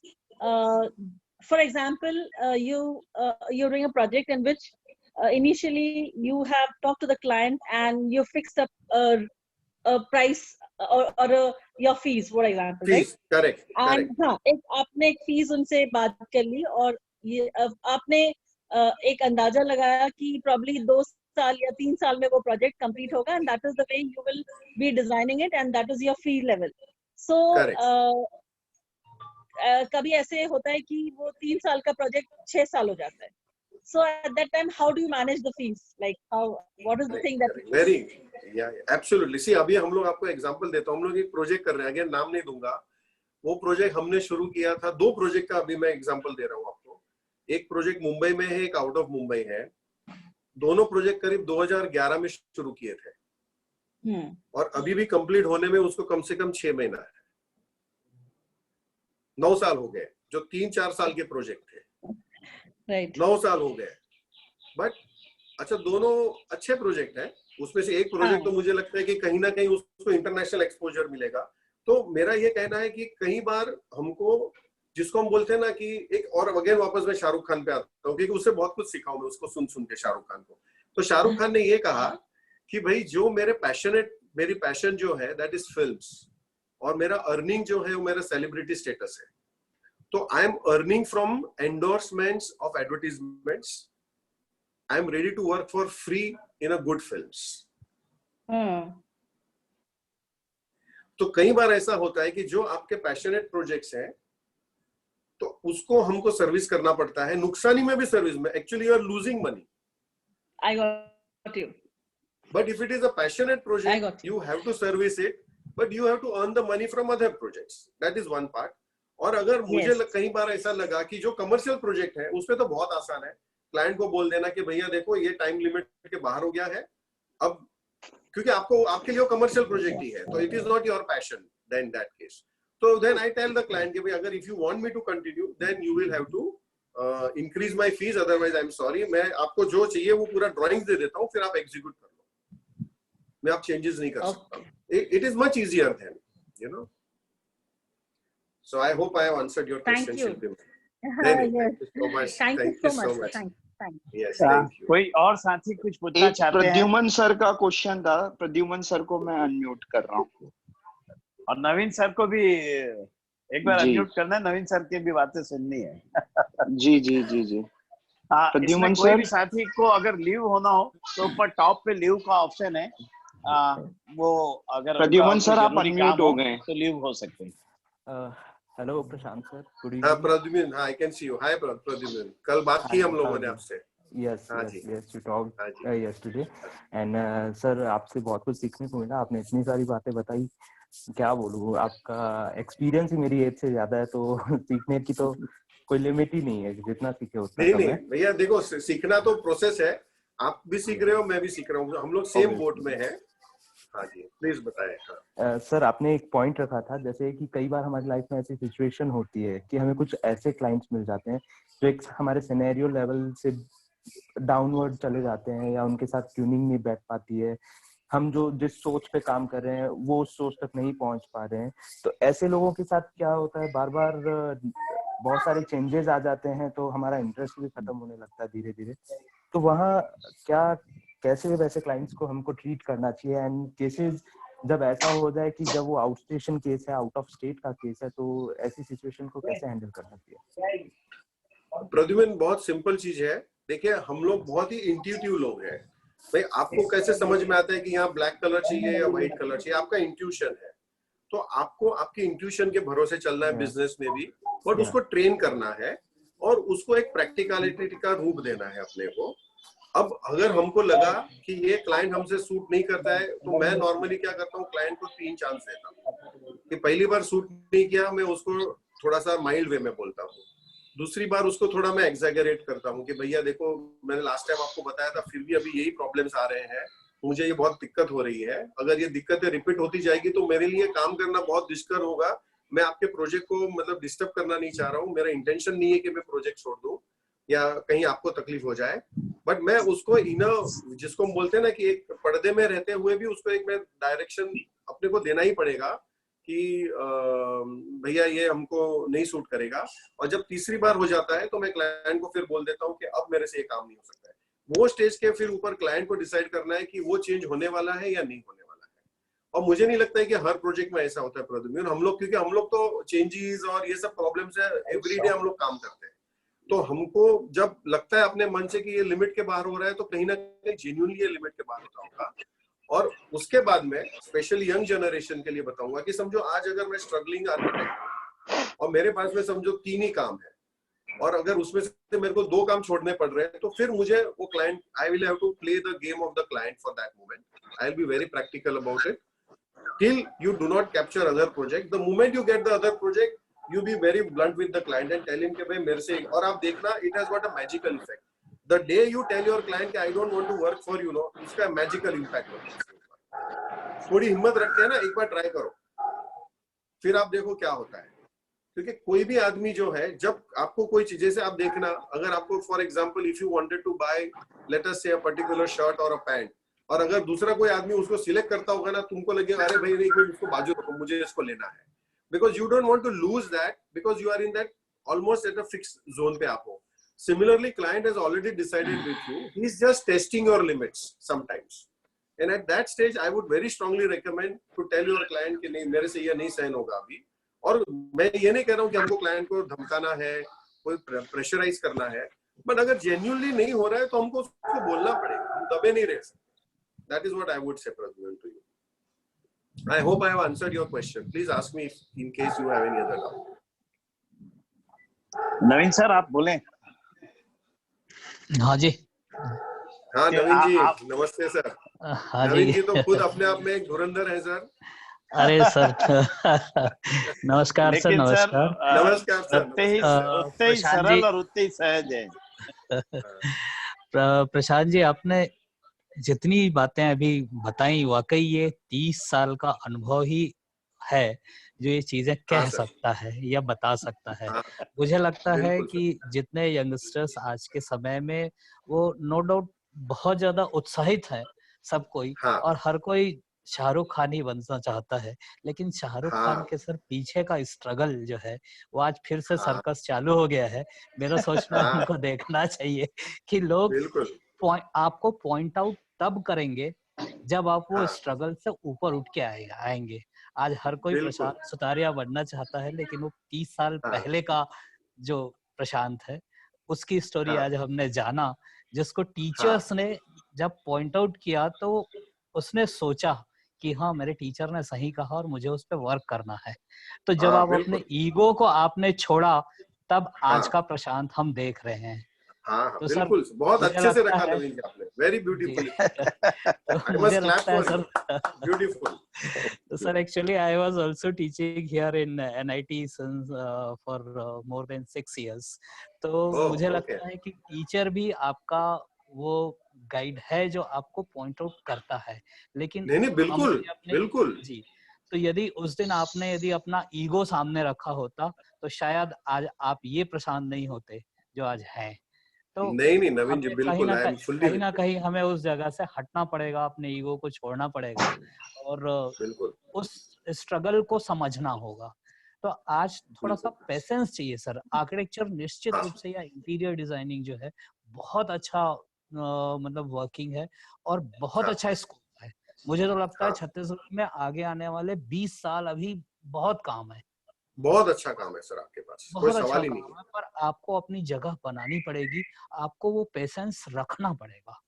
क्योंकि यदि patience नहीं रखेंगे sir, तो वो फिर आपकी जगह possible नहीं। एब्सोल्युटली नवीन जी, आपने बहुत अच्छी चीज कही। और ये जो आपने ईगो के ऊपर कहा, तो हम लोग जो सुनते हैं ना कि भाई घमंड तो राजा रावण का भी नहीं टिका। बिल्कुल बिल्कुल। तो ये बात है कि everyone has to be a good listener also sir। वो यदि अच्छा सुनेगा तभी उसकी चीजें वो ले पाएगा, अदरवाइज मुश्किल। और दूसरा सर, जिंदगी का मजा ही उसमें है। बिल्कुल आप कहीं पे आप टीचर हो, कहीं पे आप स्टूडेंट हो, तो ही जिंदगी का मजा है। बिल्कुल, हमको हर किसी से सीखना है। हाँ, सीखना है। एक दूसरे से सीख के ही सर वो सीखना है। वो स्पिरिट बहुत जरूरी है। इवन आपको आपके फील्ड में आपका मेसन भी सिखाता है आपको। हाँ, करेक्ट। उससे भी सीखने का मौका मिलता है। 100%। जी बिल्कुल, थैंक यू। और नवीन जी, ये चीज आपने जो मेसन की जो आपने की, मुझे लगता है मेरे को कई बार लाइफ में, जैसे अभी प्रगति मैडम ने भी कहा और शिल्पी मैडम ने भी कहा, कि आप ये सब बाहर के काम कैसे मैनेज करते हो। तो उसमें जो टीम है ना, जो ट्रस्ट है और रिस्पेक्ट जो है, आई फील के मैं जो आज भी मेरे मेसन से बात करता हूँ साइट पे कि भैया तेरा काम ठीक चल रहा है, क्योंकि मैं जब उससे टच में रहता हूँ तो कहीं से आके एक मेसन मुझे बोलता है कि सर उधर वो जो काम हो रहा है ना उसमें थोड़ा ऐसा नहीं ऐसा करे, इसमें ये दिक्कत आ सकती है। और जब वो मैं सुनता हूँ तो वो काम मेरा उतना अच्छा होता है। अगर मैं उससे बात ही नहीं करूंगा, जैसे आपने कहा, अगर मैं मेरे ईगो में रहूंगा, एक कम्युनिकेशन जो है ना सर आज के टाइम में बहुत जरूरी है। और वो आपने बहुत अच्छा चीज पॉइंट आउट किया कि ईगो को बाजू में रखो। वो I fully agree and I believe in that philosophy कि ईगो जो है वो लेके नहीं चल सकते हैं सर। बिल्कुल बिल्कुल हर सक्सेसफुल व्यक्ति सर वो चीज जी हाँ बताएं सर। और दूसरा सर मैं एक और चीज बताना चाहूंगा स्पेशली यंग जनरेशन को कि एक्चुअली कंपटीशन सर डेफिनेटली बढ़ गया है। मतलब आपका छत्तीसगढ़ का सिनेरियो अच्छा है और अच्छा ही रहने वाला है अगला 10-15 साल में। बट मैं ये भी कहूंगा कि जो आज क्या है सर, हम लोग कंपेयर कर रहे हैं अपने आप से बहुत सारे दूसरे फील्ड से। तो आज क्या है, जैसे अभी एक नया फील्ड आ गया, जैसे आप बोलिए वेंचर कैपिटलिस्ट जो नए नए, जैसे ओयो का स्टोरी में 25 साल का लड़का है, वो दुनिया में 2 लाख रूम लेके बैठा हुआ है, बिलियंस ऑफ डॉलर्स उसका वैल्यूएशन हो गया। तो हम लोग उसको कॉम्पीट नहीं कर पाते हैं सर। हम लोग वो कैटेगरी में नहीं जा पाएंगे क्योंकि हम लोग का सर्विस ओरिएंटेड फील्ड है। हम लोग उसके अंदर हमारा जो कॉन्स्टिट्यूशन है आर्किटेक्ट्स का, वो उसको परमिट नहीं करता है वो टाइप का काम करने के लिए। तो वो चीज को भी समझना होगा जनरेशन को कि हमारे लिमिटेशंस है। और इसीलिए जो मैंने शुरू में बताया ना कि आपकी जो एसेट है उसको बिल्ड करिए आप, ताकि आपको लॉन्ग रन में जब आप रिटायर होंगे तो आप क्या करेंगे, आपको कोई कुछ काम नहीं मिलेगा, तो आपके एसेट्स आपको काम आएंगे। तो I think asset and liability के पॉइंट से भी मेरा था कि it has to be done, then you feel कि हाँ मैं ये प्लेटफॉर्म पे हूँ। एंड आई थिंक तो बहुत सारे सर मैं ये कहूंगा कि बहुत सारे नवीन जी जो है यंग जनरेशन डिसइल्यूजन हो जा रहा है 1 साल में, 2 साल 3 साल में, कह रहे यार हम तो ये सोच के आए थे और अब देखो हमारी ये हालत हो गई है। तो that is one more point. नहीं आपने सर बहुत अच्छे से एक्सप्लेन किया, बहुत शानदार रहा। Thank you so much. और कोई साथी कुछ पूछना चाह रहा है? एक मधुर सर पूछना चाह रहे हैं। मधुर सर, मैं उनको कुसुम मैडम, जय श्री कृष्णा। जय श्री कृष्णा। गुड इवनिंग मधुर सर, आप अनम्यूट हो गए। हाँ जी। यस सर, गुड इवनिंग जी। गुड इवनिंग जी। गुड इवनिंग मधुर। हाँ बिल्कुल clear, I can see you, I can hear you. Yes sir, कैसे हैं सर आप? बस very fine very fine. Sir पहली बात तो ये मैं आपको ये बोलना चाहूंगा सर कि आपसे पता नहीं बात करके आपको देख के ऐसा लग रहा है कि बहुत पॉजिटिव एक एनर्जी जनरेट हो रही है इस मीटिंग के अंदर। तो thank you so much sir first of all. और sir it is my pleasure.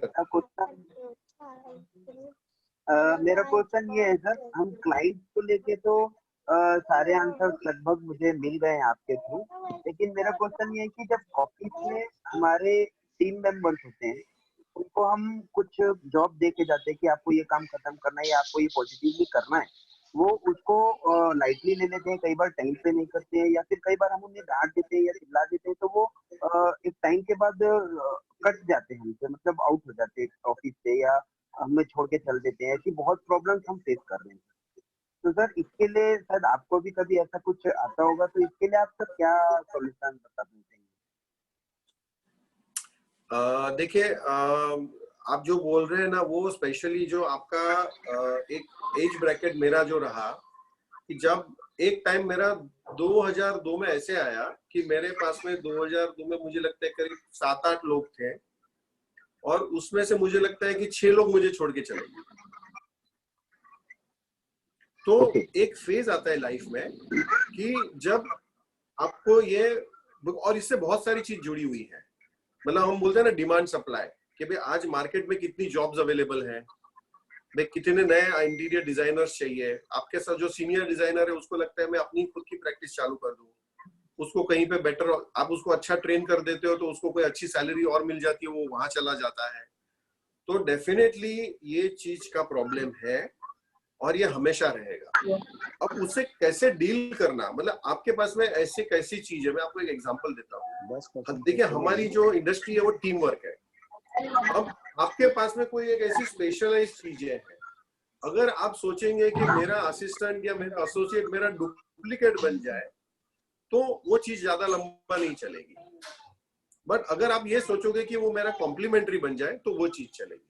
जैसे मैं आपको बताता हूँ कि अगर फॉर एग्जांपल आप जो है मटेरियल सिलेक्शन में, समझिए कि आप मटेरियल सिलेक्शन में एक्सपर्ट हैं खुद पर्सनली, लेट अस से, है ना, या आप साइट मैनेज करने में एक्सपर्ट है, तो आपको ऐसा बंदा चाहिए कि जो साइट में नहीं अच्छा हो लेकिन ड्राइंग अच्छा करता हो। तो वो क्या हो जाएगा कि वो आपके लिए ड्राइंग करेगा, वो साइट पे जा नहीं पाएगा, वो आपको ही जाना होगा। तो आपको कहीं ना कहीं कोई कोई क्वालिटीज जो है, जिसको हम मैनेजमेंट पॉलिसी बोलते हैं, वो आपको समझनी होगी इन अ पॉजिटिव वे कि भाई ये चीज जो है वो दूसरा आदमी जो आपके साथ में वो नहीं कर पा रहा है, और उसको आप उसके लिए टोकेंगे भी नहीं, एक लिमिट के बाहर। आप उनको बोलेंगे जरूर लेकिन लिमिट के बाहर नहीं टोकेंगे, क्योंकि जो दिन वो आपका डुप्लीकेट बन गया तो फिर वो आपके लिए क्यों काम करेगा। Right. So you have to use a complimentary service of what he is doing, and तुम दोनों का मिला के एक टीम वर्क बन गया है, और फिर वो तुम्हारे साथ में जुड़ा रहेगा। And naturally when you grow, that person also has to grow, क्योंकि अगर आपके ग्रोथ के साथ में अगर उसका ग्रोथ नहीं हो रहा है तो उसको लगेगा मैं पीछे रह गया, मेरा बॉस जो है मुझे पीछे छोड़ के आगे बढ़ना जा रहा है, मुझे वो रिटर्न्स नहीं मिल रहे हैं, तो then he will try to go somewhere else. दूसरा एडवांटेज क्या है, जैसे आप सीनियर बनोगे ना, जैसे आपका नाम बनेगा, जैसे आज मेरे पास में ऑल ओवर इंडिया से रोज कम से कम 5 लोग की एप्लीकेशन आते हैं कि सर हमको आपके साथ में ही काम करना है, हमको आपके साथ में ही काम करना है। तो then you will go into that phase, maybe it will take little time but you will go into that phase. बट उसके लिए आपके पास थोड़ा सा हो सकता है टाइम होगा, बट आपको अभी जो प्रॉब्लम आ रहा है उसका सोल्यूशन मुझे लगता है प्राइमरी जो है वो यही है कि आपको कॉम्प्लीमेंट्री लोग ढूंढने पड़ेंगे, और वो खामियों को आपको एक बियॉन्ड द पॉइंट उनको डिस्टर्ब नहीं करना है, क्योंकि तो ही वो आपके साथ जुड़े रहेंगे। I hope I have answered your question. मुझे आपसे कंफर्मेशन चाहिए, मैं चाहूंगा आपको मतलब। Yes sir, yes okay sir. एक और बात थी, आपने भगवत गीता जी की बात कही, तो मेरे पास गीता है, मैं भी पढ़ता हूँ सर गीता, वो गीता मेरे पास हिंदी में ट्रांसलेट करी है। अगर इस पूरी मीटिंग में किसी को भी रिक्वायरमेंट हो तो वो मैं आपको प्रोवाइड करवा सकता हूँ, जिससे आपको पढ़ने में और समझने में और आसानी हो। बहुत अच्छा सर, इसको अभी हिंदी ट्रांसलेशन ही परफेक्ट। हाँ बिल्कुल, ये बहुत अच्छा है, इसको एक बार ग्रुप में हम शेयर भी कर लेंगे मधुर भैया। हाँ जी। मुझे लगता है सर, आज जो नवीन सर ने बोला और हमने भी जो समझा कि बीती बातों से और बीती यादों से जो आपने लगभग अपने 30 सालों का एक्सपीरियंस को जो शेयर किया, जो एक सक्सेस स्टोरी को बताया, जीरो से लेके एक स्टडी टाइम से लेकर जो आपने एक चैलेंज लिया और उसको पूरा करके जो दिखाया है, वो हम सबके लिए बहुत ज्यादा प्रेरणादायक है। और मैं समझता हूँ कि ऐसा गाइडेंस अगर समय समय पर जो भी साथी डिजाइनर है उनको मिलता रहे तो निसंदेह वो बहुत ऊंचाइयों तक अपने आप को ले जा सकते हैं। क्योंकि एक समय होता है जब हम एक रूटीन के वर्क करते रहते हैं और उसमें एक चेंजेस लाना चाहते हैं, लेकिन हमें समझ नहीं आता है कि वो टर्निंग पॉइंट को पकड़े कैसे। तो आपने एक समय पे अपने आप का आंकलन किया, फिर एक टर्निंग पॉइंट पकड़ा और अपने आप में एक बड़ा चेंज लाया। तो वो कहीं ना कहीं से जरूरत पड़ती है हर सभी को। स्पेशली मैं आपसे बहुत पॉजिटिव फील किया जब मैंने पहली बार आपसे मिला, तो मुझे भी लगा यार कि इतना सरल और इतने सहज हमारे नवीन भैया से भी ज्यादा कोई और हो सकता है क्या। नवीन भैया को हम यहाँ पे बहुत सरल और सहज मानते हैं हमारे छत्तीसगढ़ में। तो आपसे जब मिला तो फिर मुझे काफी अच्छा लगा और एक पॉजिटिविटी मिली। और अभी 4-5 दिनों में जब मैं बहुत डल फील करने लगा, मेरा नेचर बहुत अलग है, मैं नेगेटिव बातों को लगभग सहन नहीं कर पाता हूँ, जो मेरे साथ जुड़े लगभग सभी जानते हैं। तो मेरे को अपने आप में लगने लगा यार कि कुछ अपन अपने अंदर में क्रिएटिविटी लाएं, कुछ चेंजेस लाएं, अच्छे पॉजिटिव साथियों के साथ बातचीत करें ताकि खुद के अंदर एक अच्छी एनर्जी वापस आए। और सबसे पहला नाम मुझे आपका याद आया और मैंने बोला और आपने सहज स्वीकार भी कर लिया कि नहीं यार अजय ये चीज करनी चाहिए। तो काफी अच्छा लगा सर आज आपके साथ।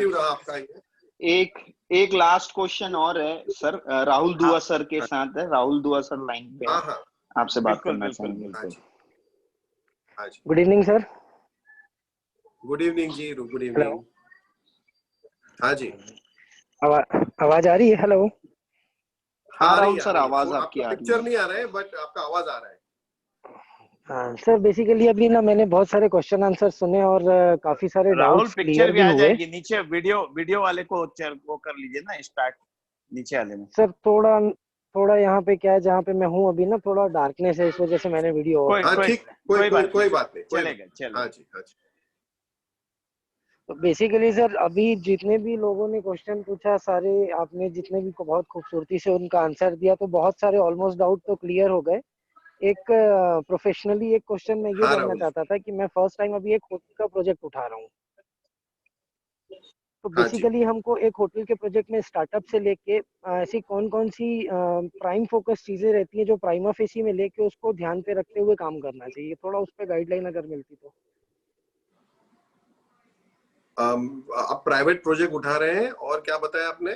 जी, होटल का एक प्राइवेट प्रोजेक्ट है। हाँ, होटल का, okay.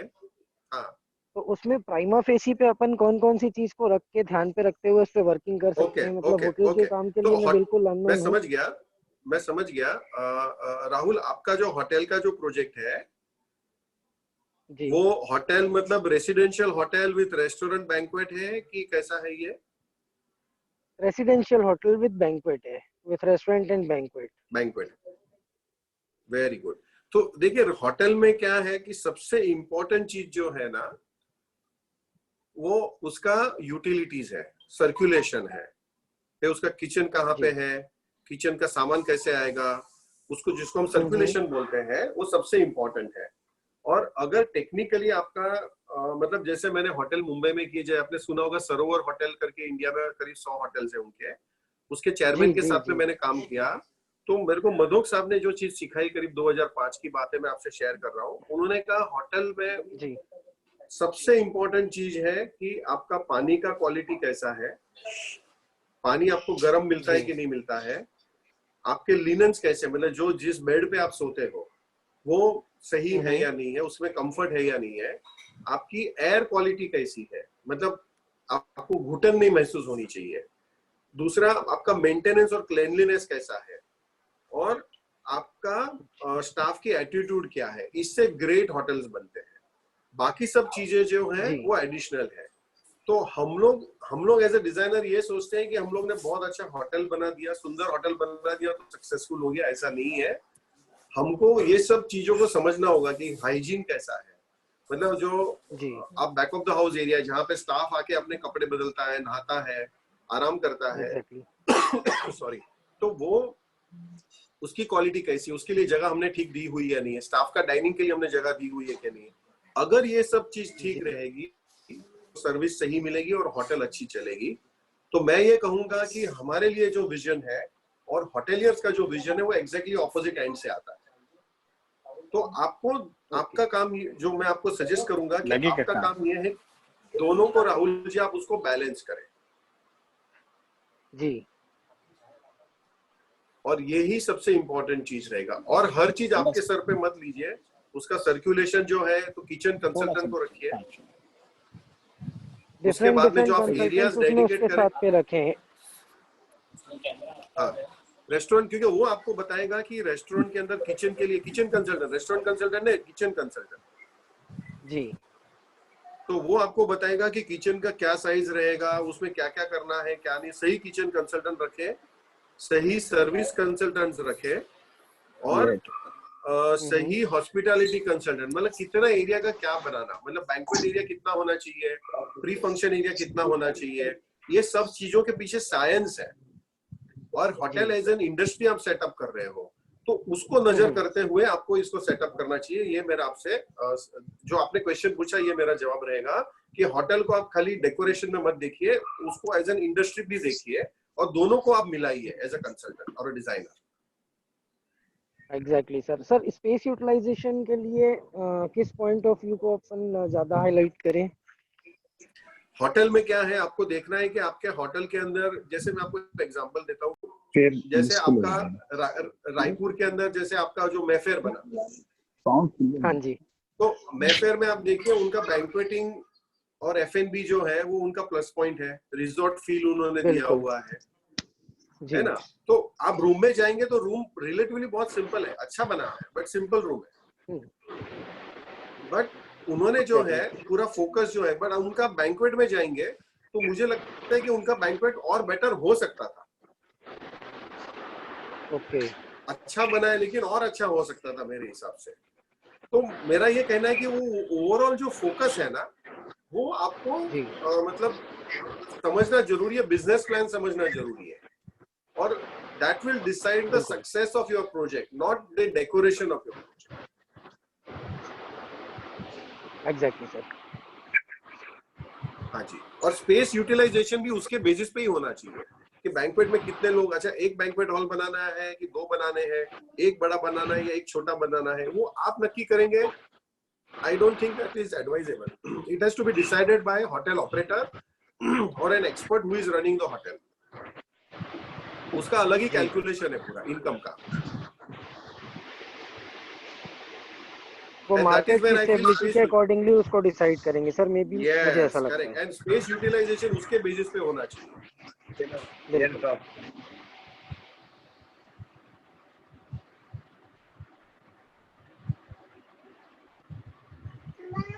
So Rahul, I hope I have answered the question correct.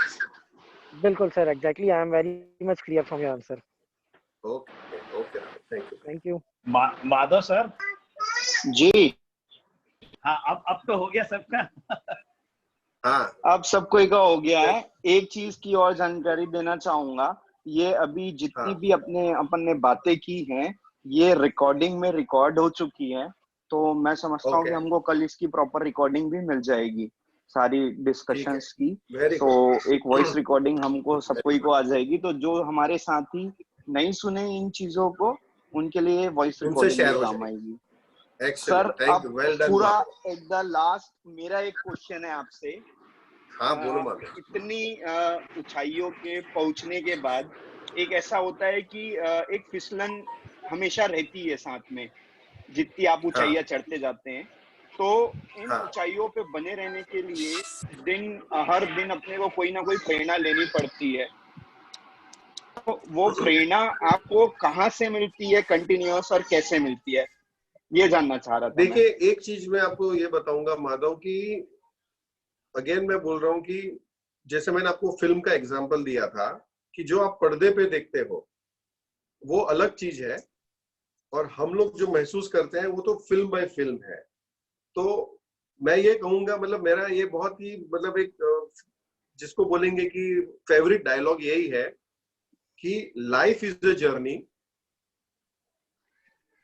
So if you want to enjoy your journey में आप एक जगह पे तो नहीं बैठते हो, हमेशा कहीं ना कहीं जाके देखते हो ना कि भाई आज समझिए आप कोई हिल स्टेशन पे गए तो पॉइंट्स पे जाओ। तो if you want to enjoy your life, you have to keep on moving. अगर आप सोचोगे कि चलिए भाई मेरे को तो अलास्का जाना था, मैं अलास्का आ गया, मैं तो इधर ही बैठूंगा, तो आपको मजा नहीं आएगा। आप अलास्का में भी साइट सीइंग करना चाहेंगे, आप हिमाचल प्रदेश जाएंगे तो भी अलग अलग जगह पे जाना चाहेंगे। तो I think life is a journey Madhav, और मुझे ये लगता है कि वो जर्नी में एंजॉय करने के लिए जो दिन हमने ये सोच लिया कि भाई अब मुझसे नहीं हो रहा है और मैं नहीं करूं, एक बात है, बट अगर मैं सोच गया कि भाई मैं यहाँ पहुंच गया हूं, तो फिर मुझे लगता है वो जर्नी प्रैक्टिकली वहां पे स्टैंड स्टिल हो जाती है। तो the fun of life is to keep on moving. अब लोग उसको सक्सेस बोले, लोग उसको ऊंचाई बोले, लोग उसको रिक्वायरमेंट बोले, हर एक आदमी अपनी तरह से उसको देखता है। मैं तो उसको ये देखता हूँ ये मेरी जर्नी है। तो मेरे लिए तो it is 1 point, 2nd point, 3rd step, 4th step, वैसे ही है। That's all I look at my life. शानदार सर, शानदार। और माधव तूने तो दिल जीत लिया भैया, रिकॉर्ड पूरा कर लिया है। मुझे लग रहा था कि आज यार मिसिंग हुई, हम रिकॉर्ड नहीं कर पाए, और तुमने वो भी कर लिया। ये बहुत अच्छी चीज हो गई, हम काफी लोगों तक इस पूरी आज की अपनी सक्सेस स्टोरी को ले जा पाएंगे। और सर के लिए आखिरी की 2 लाइन, यूं ही नहीं मिलती मंजिल, जुनून सा दिल में जगाना पड़ता है। पूछा जो चिड़िया से कैसा बनाया घोंसला, बोली चुप कर दाना दाना, तिनका तिनका जुटाना पड़ता है। और यही आपके हमारे सबके जीवन की सक्सेस स्टोरी है सर। बस यही है सर। बड़ी मेहनत से, बड़ी मशक्कत से आज शिल्पी मैडम बैठी है सर हमारे साथ में। लगभग 30 साल हो गया मैडम का भी। बिल्कुल, मेरे जितने अनुभव है उनको भी मैडम का। हाँ, अब मैं तो सर लगभग 35 साल हो गया अपने व्यापार में। 10-12 साल की उम्र से आया हुआ हूँ मैं भी। हाँ जी। तो आज का दिन काफी अच्छा लगा और ऐसा लग नहीं रहा कहीं बाहर में लॉकडाउन है, हम लोग तो अपने आप में मस्त दिख रहे थे। हाँ, तो नहीं बहुत अच्छा इनिशिएटिव रहा, तो वेरी नाइस, अच्छा लगा, मुझे भी बहुत आनंद आया। सर मैं चाहूंगा आपकी हेल्प से हम इंडिया के टॉप और हमारे आर्किटेक्ट डिजाइनर के साथ में जो हमारा लॉकडाउन का बाकी समय बचा है उसका बहुत अच्छा सदुपयोग कर पाए और अधिकतम लोगों को एक पॉजिटिविटी हम लोग फील करा सकें, तो उसमें स्पेशली आपकी हेल्प लगेगी मुझे। और केतन सर हैं कल के हमारे